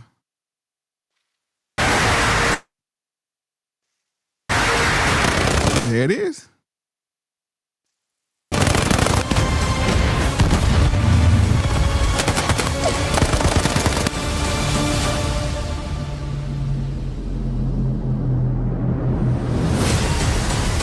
We all know the tunnel meme. We all know the tunnel meme.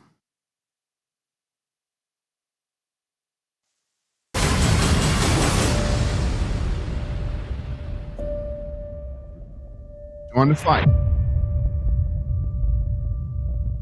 All right. So now, I'm gonna say this. This is not what really scares the right. It's problematic. It's problematic in the sense that, yeah, you putting them in the crosshairs and yeah, you put them in the crosshairs.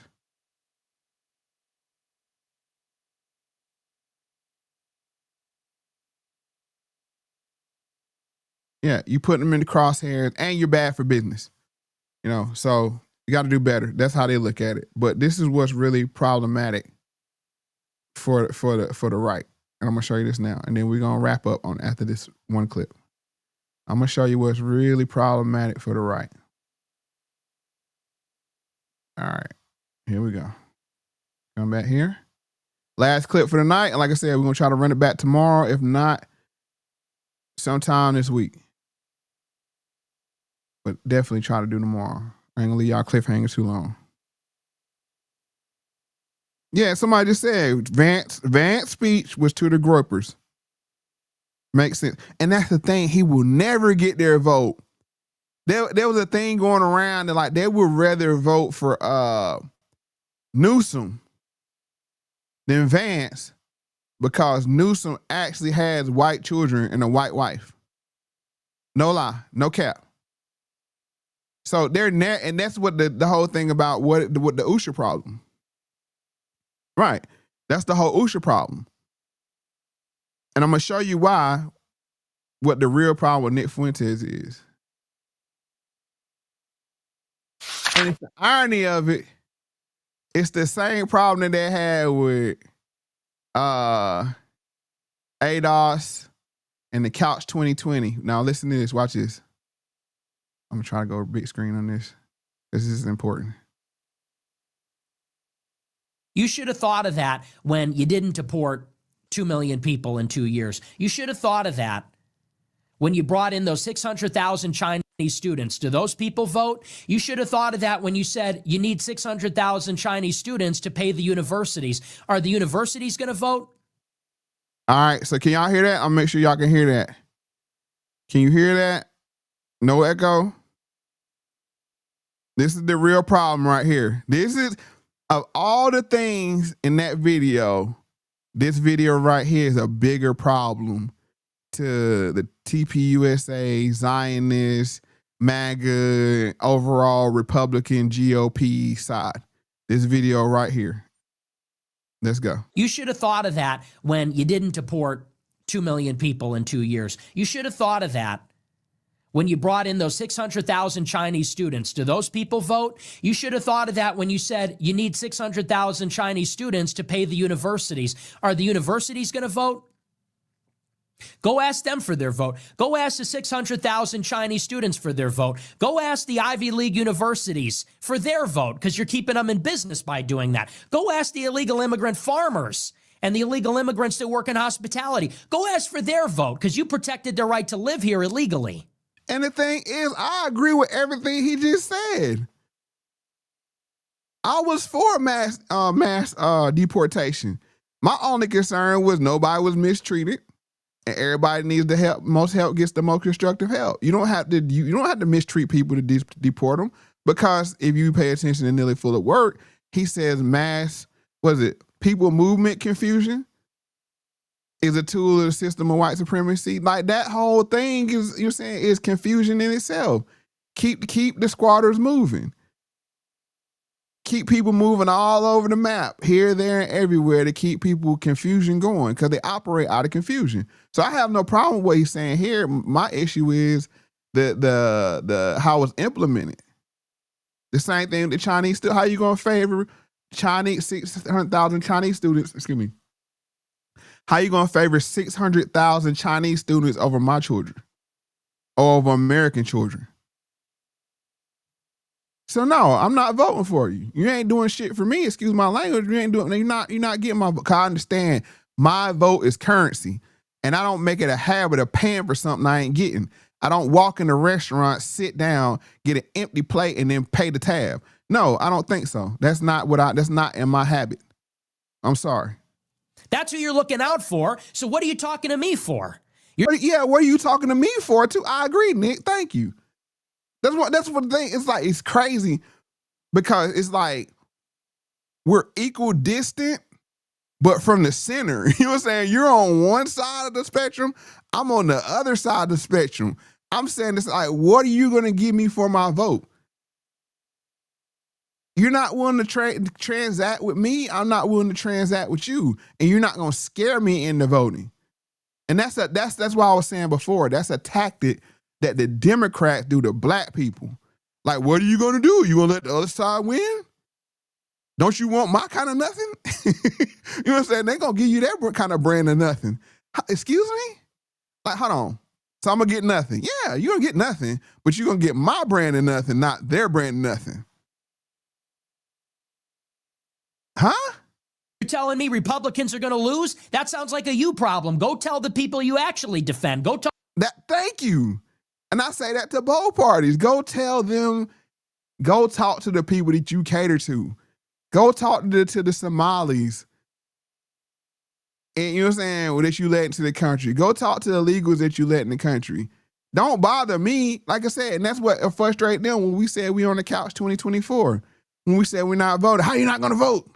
And then they try to see with the black people, they try to, your ancestor died for your right to vote. How you not going to vote? Because I'm not. Because I understand that it's currency. I don't trade currency for nothing. Sorry. I'm sorry. You can't activate me. Talk to Elon Musk. Go talk to Sam Altman. Go ask to Ken Griffin. Go talk to BlackRock and Blackstone. You go and talk to them, Larry Fink. And you explain to them that Republicans are going to get devastated in the midterms and how bad it's going to be. Because you had your chance. You had the House. You had the Senate, the White House, the Supreme Court. It was supposed to be a golden age. Remake the federal judiciary. Same thing in 2008 when Obama had everything. Obama had everything. The same thing Trump had in 2024. The same exact setup. What'd he do? Nothing. He pushed transgenders over, you know what I'm saying, over, you know what I'm saying, the rights of black Americans. So no, I'm sorry. And like I said, I relate, but when you talk like this and you have the side of the platform that he has, you can lose people elections. And it's not only with the election, TPUSA is a political machine. Do you know how long it takes to build? Hell, just to build one politician up. Look what ADOS/FBA did to Kamala. And I'm saying, I'm just using those as terms, not groups, but Black Americans, Native Black Americans, look what they did to Kamala as a candidate. They rendered her, you know what I'm saying, null and void, period. Null and void. So you talking about taking down a whole political operation and at the same time ruining geopolitical relationships that's been built over decades? No, that's a problem. I'm saying, bro, you getting in the wrong. See, and this is the thing. This is where people like Nick don't understand. In the system of white supremacy, no one man is bigger than the system. No one man is bigger than the system in the system. No. They'll file you under white sacrifice and keep it moving. Ask JFK. Ask Abraham Lincoln. You gonna deport who to where? You gonna send my Negroes out of this country? My workforce? My free workforce? I know I said slavery was over, right? You know, slavery's over, but we got this thing called the criminal justice system. And we can lock them up for what? For being black, of course. It's crime. You gonna send them to where? Oh no. Oh no. Listen, ask Charlie, same thing.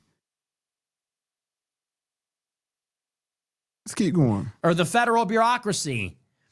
They said, Section F, we're going to fire 50,000 people. We're going to move fast and break things. We're going to cut the deficit. They didn't do any of it. Where's my National Guard? Where's my tariffs?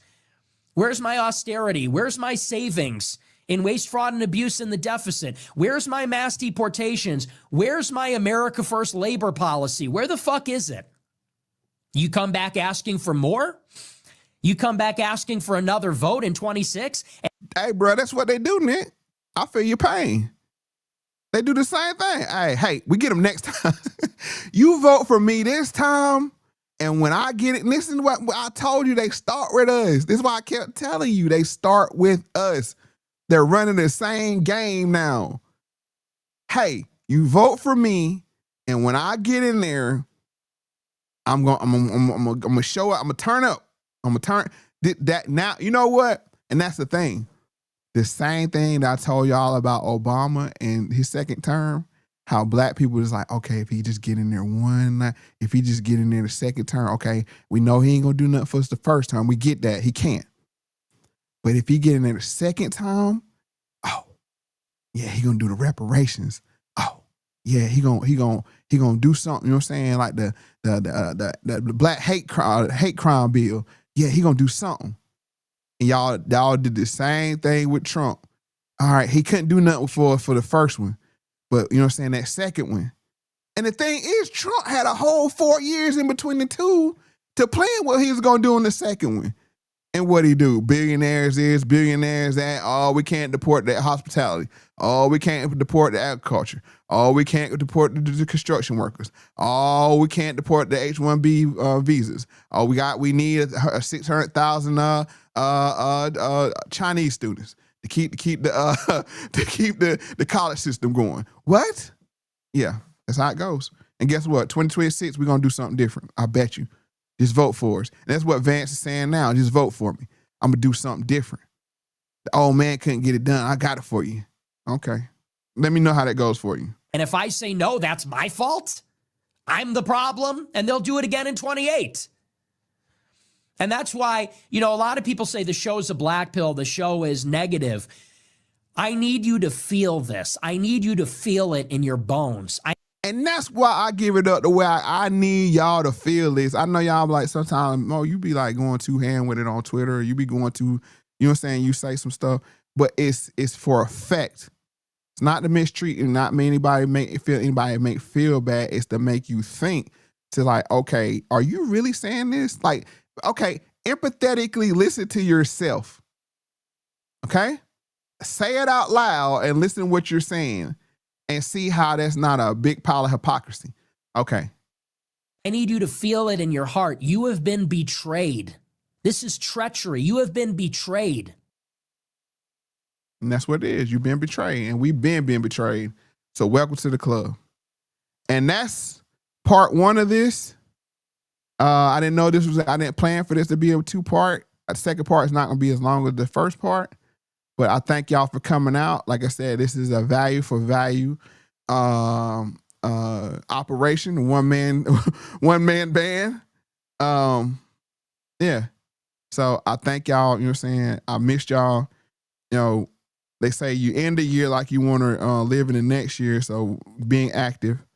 But y'all see how much struggle go into it. You know what I'm saying? Like between the clip problems and the, you know what I'm saying, just the harvesting of raw information and boiling it down to a concise and meaningful and thoughtful presentation. It's not blaming anybody for anything. It's like, my point is to get to the root of the get to the root cause. You know, let's get to the root cause so we can fix the problem. You know, and we can, you know what I'm saying? This world is not meant to have so much struggle in it. If you really think about it, it's manufactured struggle. All right, so thank y'all for coming out. Like I said, value for value. You can go to mofactz.com. You hit the donate button there. I got PayPal, Venmo, Cash App. Is there any other ways? I think that's it. And if you want to send cash, I could probably get you to hit me on the email, and I could give you an email, give you a mailing address to send it to. Because I had to close the P.O. box, so that's no longer active. I think I took it off the website. I think I did. But yeah. And as I always say, pay attention to everything, and the truth will reveal itself. Good night. Don't miss a moment, don't close your eyes. Life's unfolding right before your mind. Every desire, every sacred beat. Pay attention, the truth will reveal itself. The truth will reveal itself.